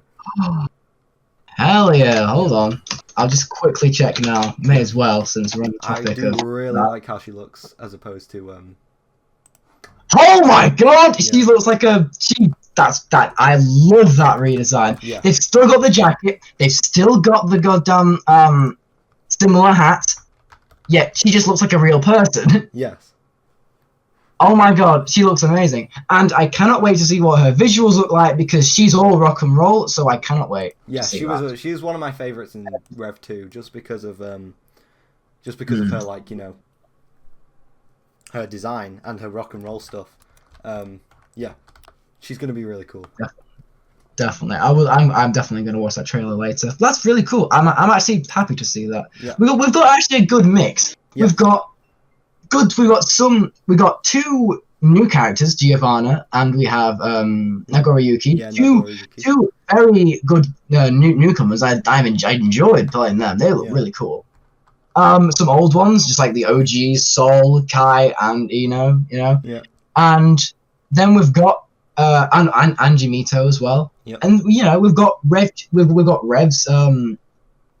whatchamacallit? We've got Revs. Yeah, we've got Axel and Chin. Ram. Yeah. Yeah. And so I am actually happy with that base roster. That is a good mix of Strive original is going to be a great game. Semi-new and new. Yeah, and I'm super hyped for it. Yeah. So main takeaways from Strive right now: no definite score. Yes. With online, it's the actual online games. They are with the damage being so high, the games are over too quickly. So I would propose either decreasing damage or making it a best of 3, not a best of 2. Yeah. Other than that, the gameplay is fine. It's good. The robot netcode works as intended. Change the lobby system. That is my main gripe. Just change the lobby system. It sucks. Yeah. But other than that, the visuals, stunning, gameplay, fun, and combos are actually interesting. Yeah. So I would definitely look out for that when it comes out. Don't pre-order it. However, definitely get it when it does. I'm definitely going to play this, and I shall review it on the that Weeb Couch episode. So look forward to that in April, I believe. Yes. I believe it's early April or mid-April. It's going to be very... I think it's mid. Yeah. It's going to be great. I can't wait for this either. Yeah. So, if you have a PS4 or somehow have a PS5, the beta... When does the beta end? Does it end today? I believe it's going to end extremely shortly. So when this time, by this time comes out, I think it's already over. Unfortunately. Well, yeah, I would highly recommend if you've never heard of Guilty Gear before, which I know a lot of people may never have heard of it. Go and look up some videos of Strive. Go and look up some gameplay, some character tutorials. They're all on YouTube. Go and look them up because this game is going to be great, and I would highly recommend. Like if you have any interest whatsoever in fighting games, Strive is going to be absolutely brilliant. But yeah. So thank you, Dan. Oh, yeah. Thanks for playing the beta. I mean, I wish I could have, but I don't have a PlayStation. I'm genuinely so sad we couldn't get it on PC. Yeah. I would have got it instantly there. Yeah. But I'm so glad that I was able to shield this review to increasing it to a longer length because there isn't much to talk about with it. But I'm so glad that I did. Yeah. Because good. I just love talking about it. Yes. So moving quickly on to our film today, our movie. The first film of one of the most well-known film franchises of all time, for various reasons. That being Saw, Saw 1, the original Saw. This movie is pretty good. Considering the it's budget. it's budget. It's definitely budget.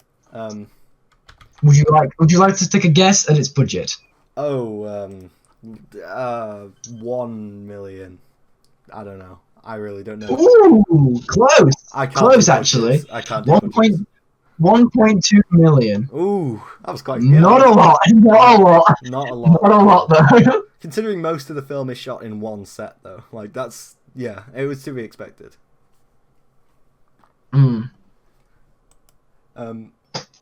Yeah. So if you want to just run us through the synopsis real quick, Dan.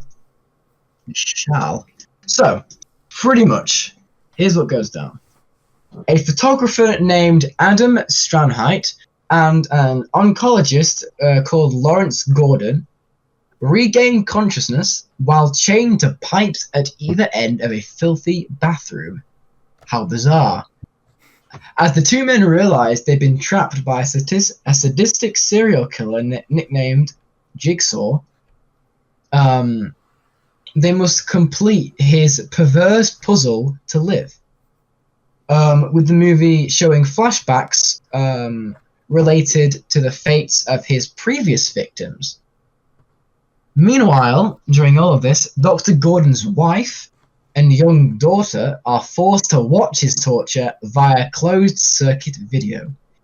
Yeah. This movie, as well as its sequels, are not for the faint of heart. Let's get that out of the way, but I'm sure you already knew that since it's Saw.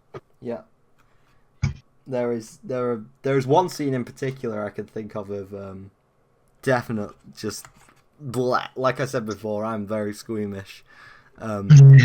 Like I'm not even bad with the later Saw films because you can tell how fake it is, but they do the gore quite well in this original one. In my opinion, for such a small budget as well. And yeah, it's good. It's good. You can tell that Saw 1 to 3 was meant to be just a trilogy, but they just carried on making them. And yeah, it's kind of the first one is good in that it's just a good little self-contained horror. I like the little flashbacks to his other victims. They do set up the second film and the third film quite well. Obviously, the twist ending. You know, we all know that Saw has got to end on a crazy twist. And it's like the first few, including the first one, obviously. Yeah. They do it well. I love the actual ending to those ones. Yes. Yeah. Because those are good movies. Yeah. And however, the twist I didn't really see coming in the first one as well. Like, oh no, genuinely no.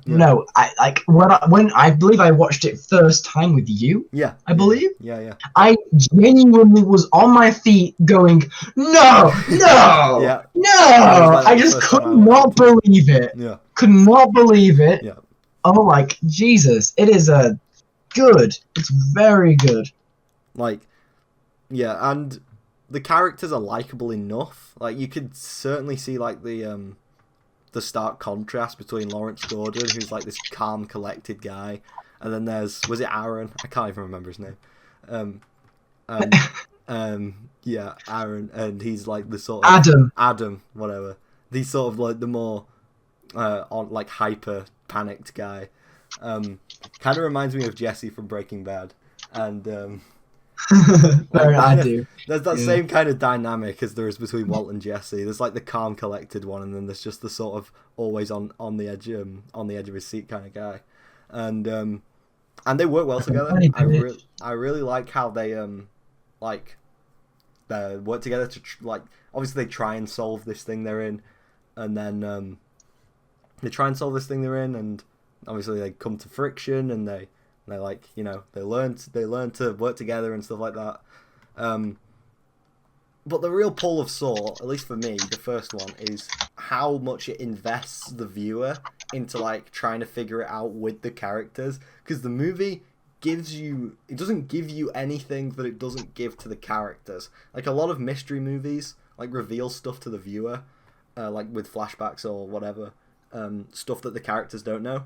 But it's like you're with the characters in this movie, and that's really effective. It's the perfect example of like a budget masterpiece, I think.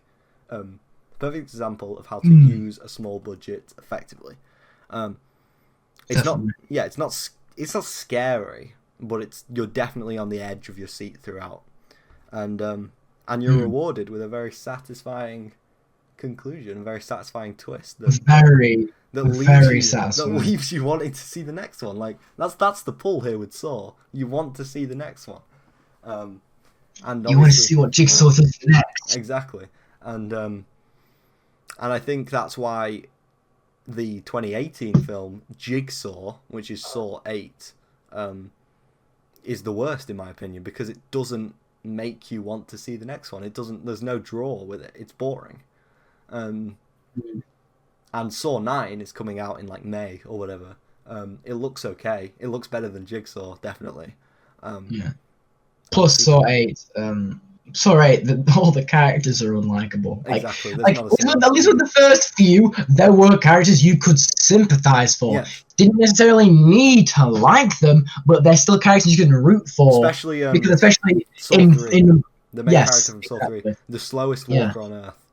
But he's still I still liked him. Yeah, and especially even so in number 1, it is only one of them can get out. Yeah.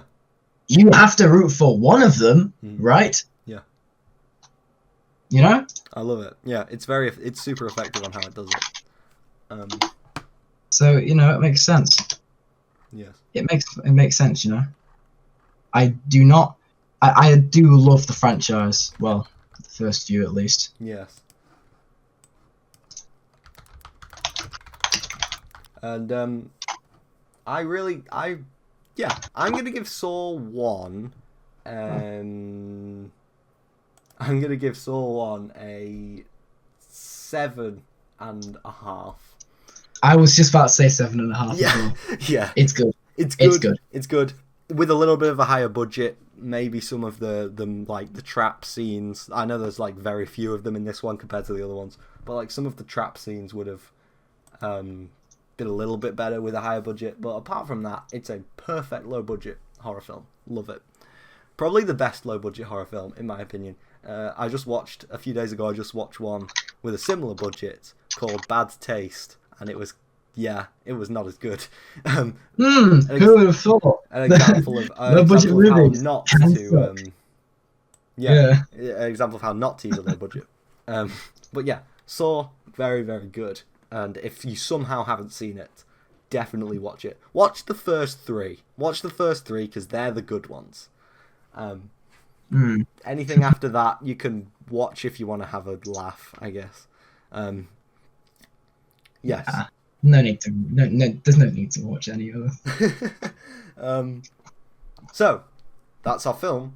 Moving on to our extended news section. Really quick, we're going to have a quick rundown of everything that was announced in this week's Nintendo Direct. This is the first full Nintendo Direct since September.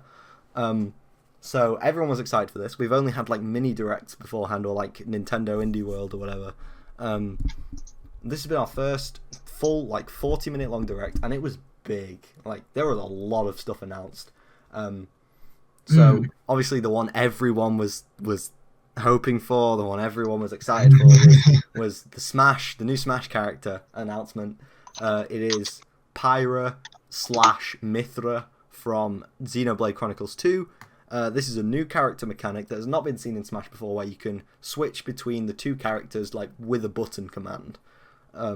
So it's two characters in one basically. So they're both sword characters. Great. One of them is more of a heavy swordsman, sort of like Ike, or like with her speed, I was thinking maybe Ganondorf because she's very slow.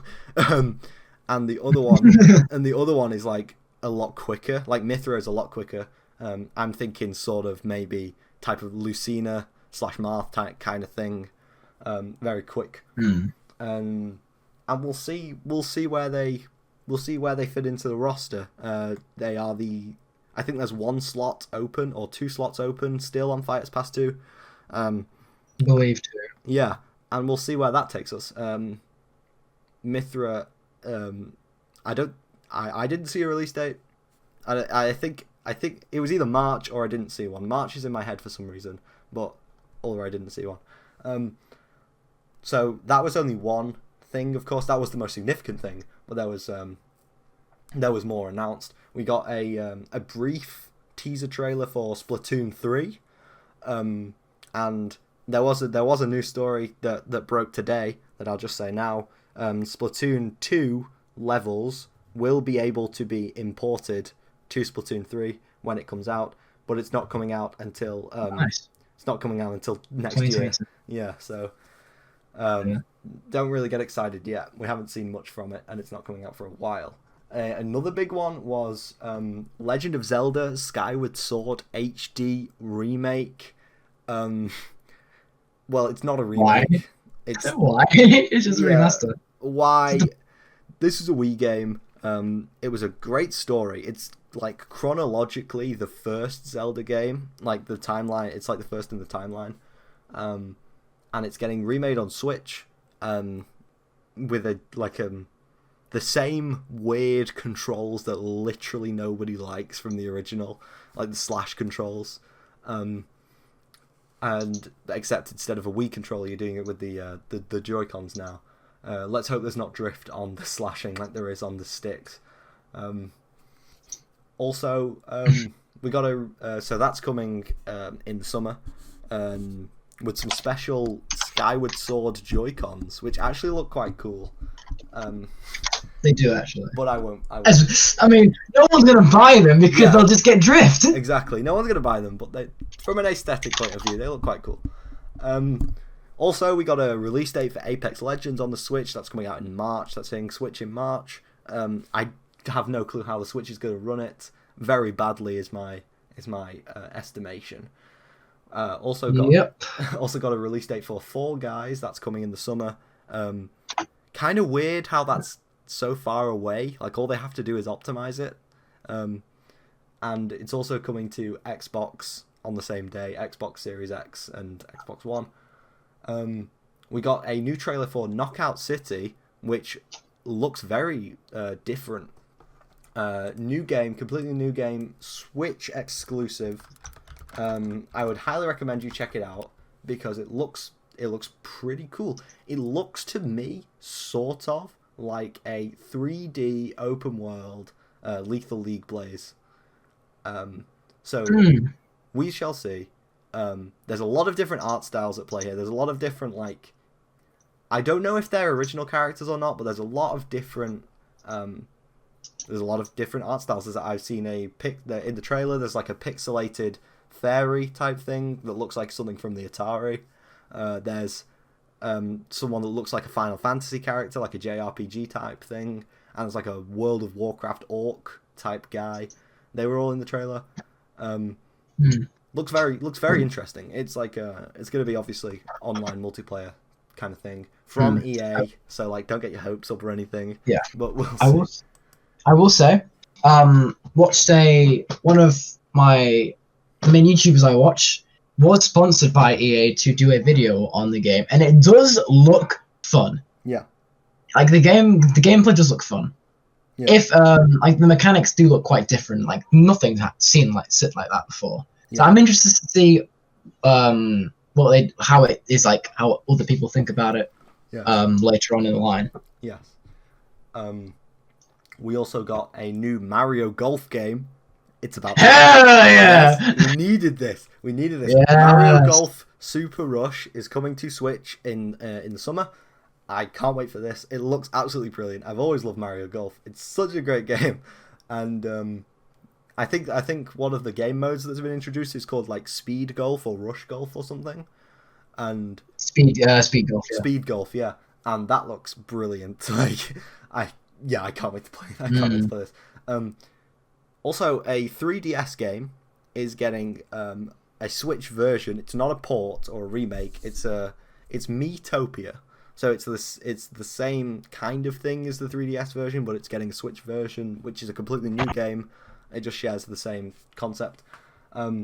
Looks pretty cool. Like, you can make Miis, and then you can make them like go on RPG like fantasy kind of quests.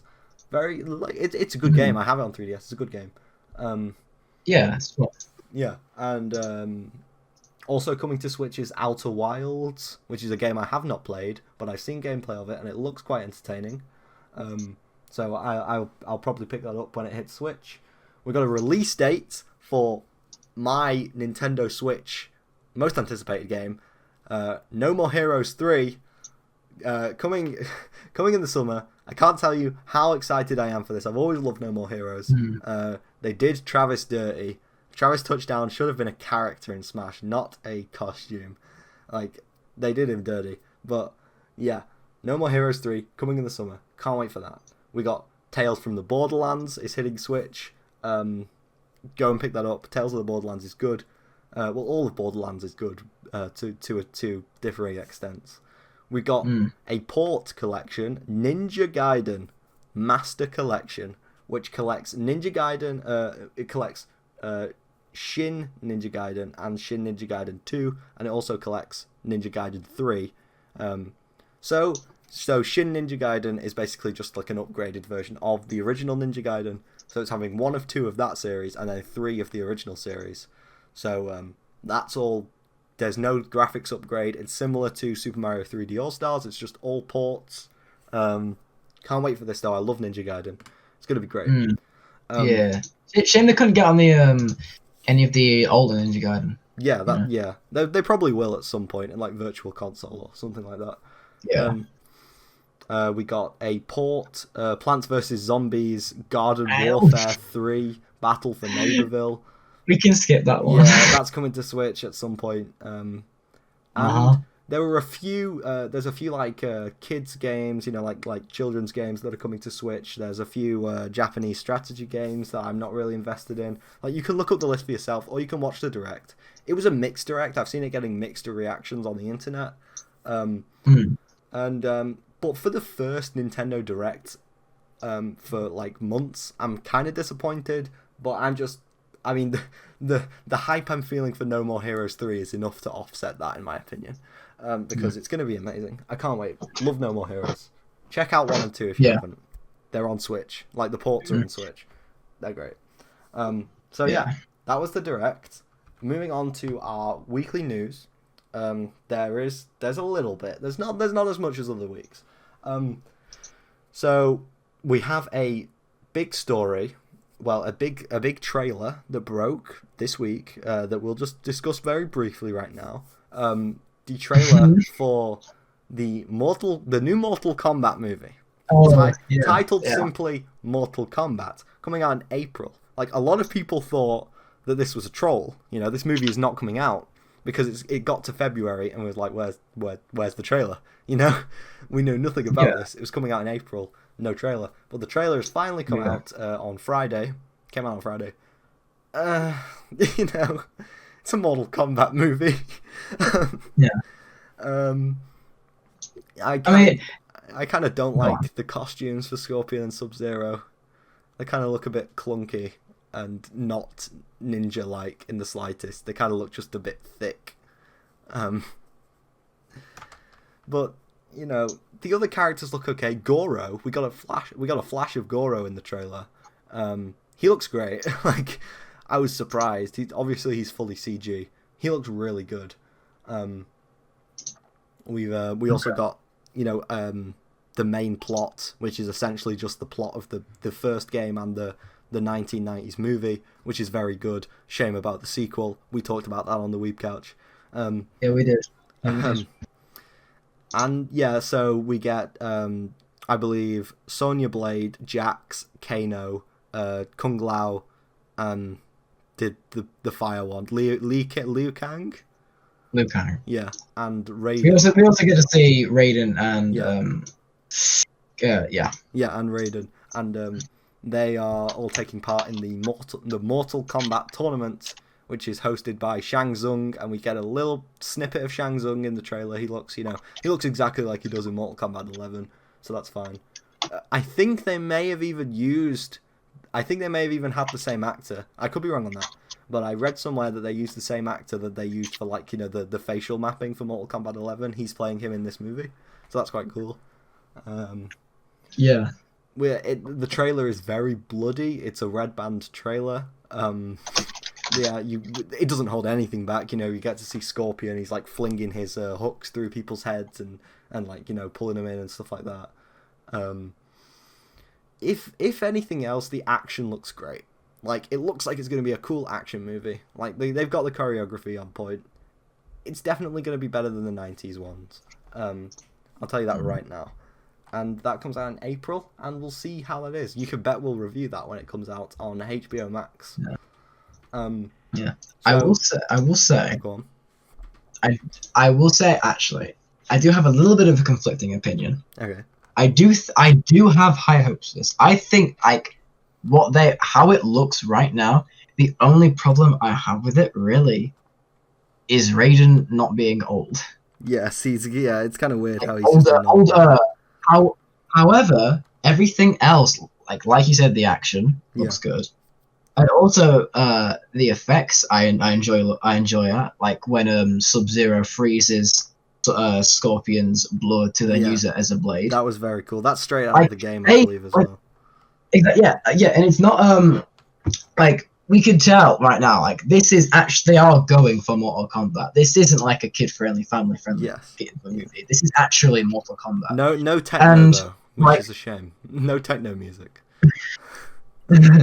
But I do have high hopes. In my opinion, it looks as good as they probably go for a Mortal Kombat movie. Yeah. Nowadays, I do think that. Yeah.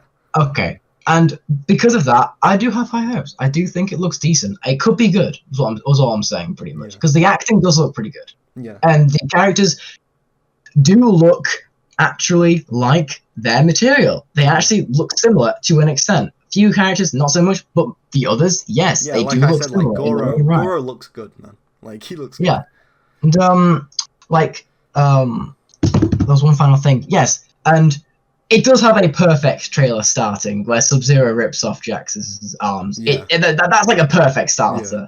Like, and it's not like in goddamn the sequel to Mortal Kombat movie where Jax's arms aren't actually gone. It's just like foam over it. Yeah. It's not just that they are actually his arms. Yeah. He lost it. Oh, anyway, yes.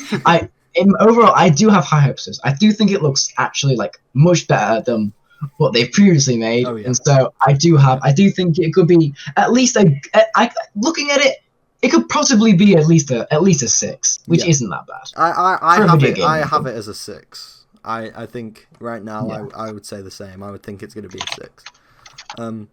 But yeah, we'll see when that comes out in April. We'll wait and see. Yeah. Yeah.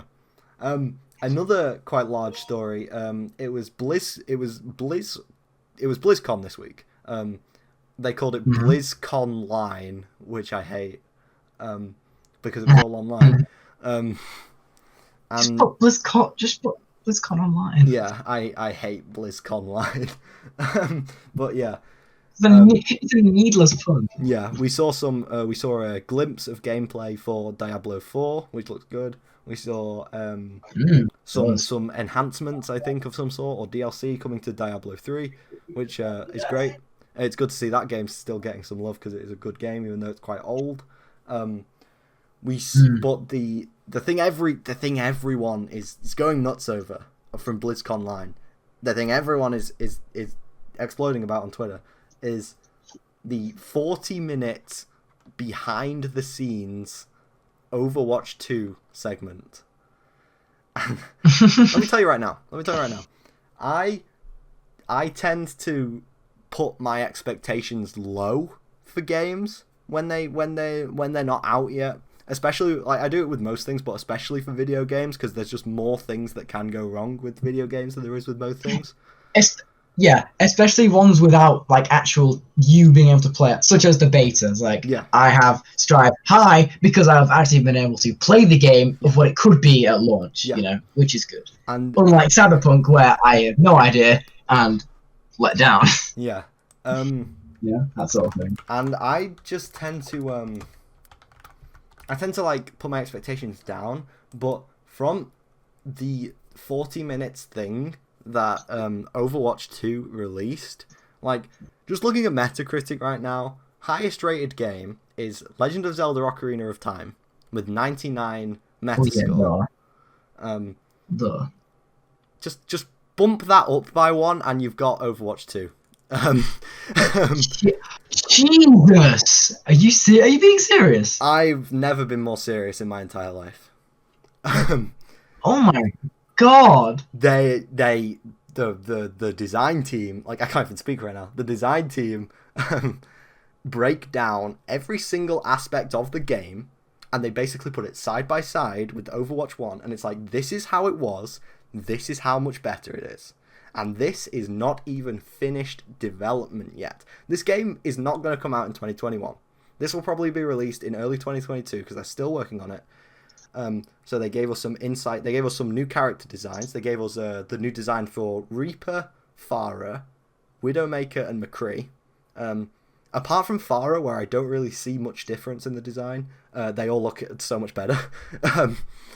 And we already saw some other designs from Blizzcon 2020, where they showed us, like, the main characters like Tracer, Mercy, May, Reinhardt, all those guys. They all look great as well. And they, in particular, they were talking about hero missions, which is basically like the PvE side of things, where you can jump in and like with 3 other friends, it's 4 people versus bots, and there is over 300 hero missions, and like they pop up periodically. Jesus. There are over 300, and each one is a different objective. And they also talked about, it was mainly like, it was a behind the scenes thing, so it was mainly like the more mechanics focused things they've been doing, like just to pick one example, because I don't want to go on for too long, just pick one example: weather.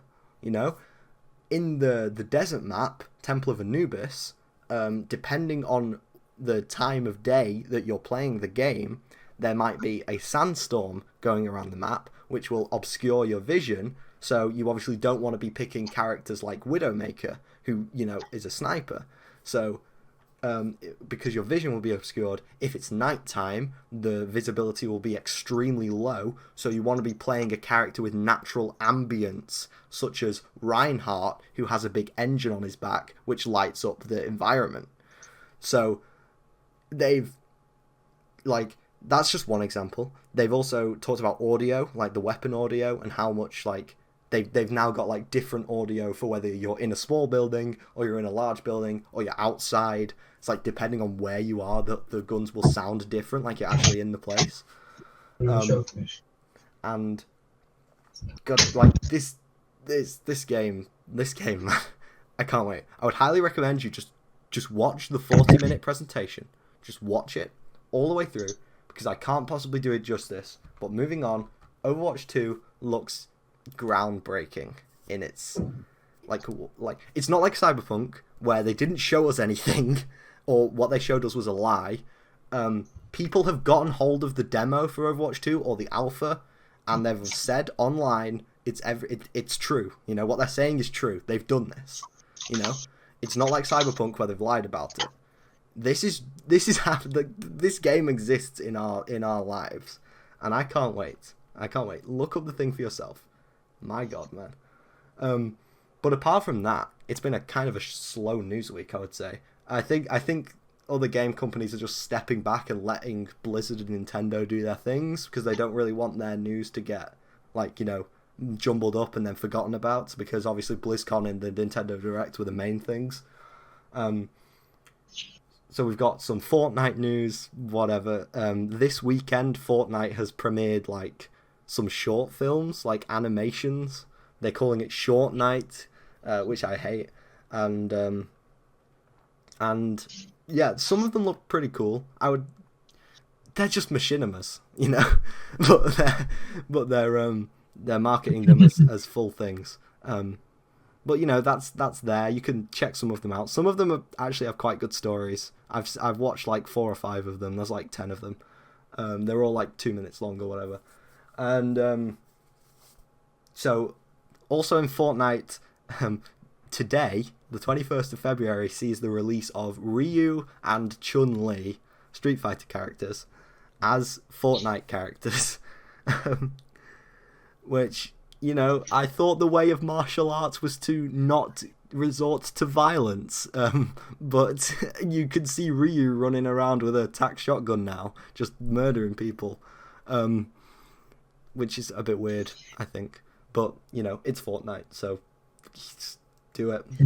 Go for it, I guess. Bit of anime news. Netflix is releasing in March, Netflix has just announced that it is releasing a Dota anime. So, an anime based on the, what do you call it, MMORPG, Dota. It looks cool. Like, I think it's by the same studio that made Castlevania. Because that anime, like, I would encourage anyone to watch the trailer for the Dota anime. Looks great. Like, the animation looks great. I have no investment whatsoever in the Dota series, but I probably will still check this out because it just looks like a good show. I was just thinking that as well. It's like, I never played Dota, but if it's made by them, this could be something worth watching. And a little bit of just a little bit of Zelda news. Everyone was kicking off basically on the Direct about how there was no Breath of the Wild 2 footage or gameplay or whatever. Nintendo have come out and said Zelda Breath of the Wild 2 is progressing smoothly and news will be revealed later this year. So they're still working on it. A lot of people are thinking like, you know, we've waited for Breath of the Wild 2 and they've given us a Skyward Sword remake. But Nintendo are saying we're still working on Breath of the Wild 2. Don't worry about it. But like, it's been, I don't know, how long's it been? 2 years or so with no news. It's like, I don't know. But then again, you forget how long in development games can be. That's very true. I'm not one of those guys on the internet who's like completely ragging on Nintendo and going crazy on them for not showing them. Like, I understand. It's like, yes, this game, the first ever news we got wasn't even gameplay. It was a cinematic telling us it's in development. Yeah. That could mean it's coming out in 7 to 8 years for all we know. Yeah, exactly. Just wait, and we'll see what happens. Yeah. That's pretty much all you need to worry about. Yeah. There's no point getting all stuffy about getting a remaster instead of the actual product. Would you rather get it now and have a cyberpunk? Yeah, no, exactly. Of course you fucking wouldn't. Exactly. Like, people don't learn. People never learn. Just wait and let them make the game in their own time, because we all know how bad cramming can be. Yes. It's not good, so let them make the game in their own pace, because then, if so, it'll be just as good as Breath of the Wild is. Yeah. And then there's no complaints. So just shove off them. Let them make the game. That's all I need. These two stories broke simultaneously on Thursday, and it seems very suspicious. Very suspicious. I'll read them out one after the other. Bloober Team, who are the team behind The Medium, the horror game which has just been released. It's pretty good. It's very good. Bloober Team is working with a very famous publisher for its next horror game. So that's one story. This broke on the same day. Rumors: a new Silent Hill game is reportedly in the works from a prominent Japanese studio. Oh my god. So, no. Obviously, there's no connection. There's no concrete connection here. This is all rumors. No, not even gonna get my hopes up at all. That would be great.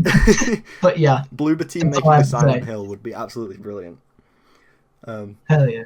And we'll just have to see how that goes on. We do know, though, this won't be from the original creator of Silent Hill, because another story, the Silent Hill creator discusses his new horror game, his original horror game, nothing to do with Silent Hill, with some concept art, some very, very, like, disgusting concept art. I mean, it is Silent Hill, so... Oh, no, it's the guy who made Silent Hill. This is nothing to do with Silent Hill. but it's Wait, that's what I meant. Yeah. it's a new IP. I would highly recommend you check out the concept art. I can't describe what it's showing here because the video will get taken down, but it's very cool. It's very gory, and a game based around it. I'm picturing something similar to the game Agony, but since it's by this guy, it's gonna be better. Yeah, this concept art. That's really something, huh? Yeah. That is it reminds me. Oh yeah, ooh, I like that one. Sorry, I'm just looking. That's a really good looking one. That final image. Anyway, yes, that is. Let's not go into detail. If you wanna look it up, do it. It looks cool, but that's just because I like gore. Yeah. Don't look if you're faint of heart. Yes. It's pretty weird.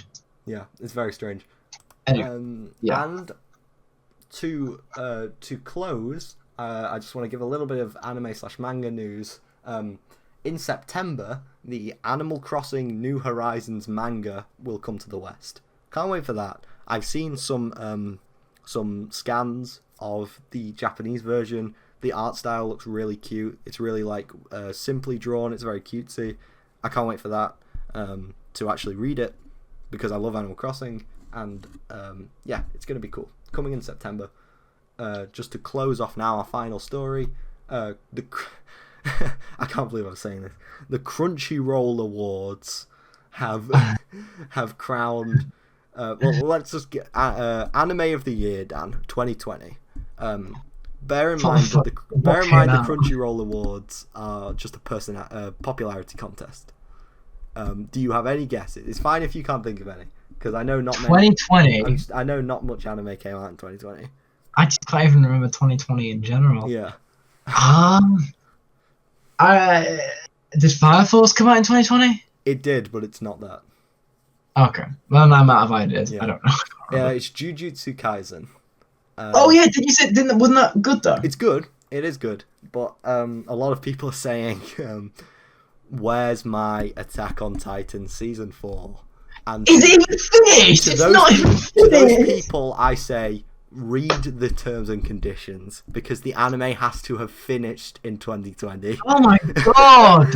You can't base a season on whether it's good or not just off of a few episodes. It's like finished yet. Like it's good. Yeah, it's good.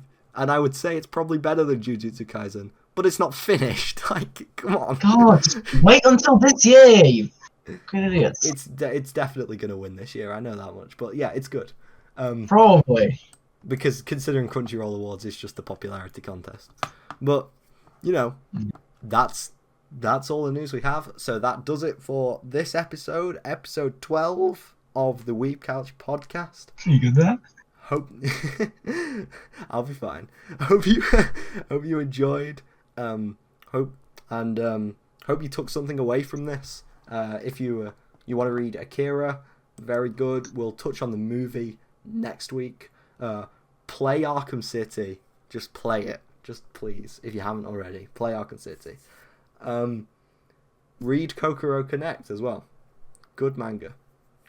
And hope you've taken something away from this. Hope we haven't just talked at you for 2 hours. And And perhaps so what? What are you going to do about it, punk? It's our podcast. We're still going to be here next week, so you could just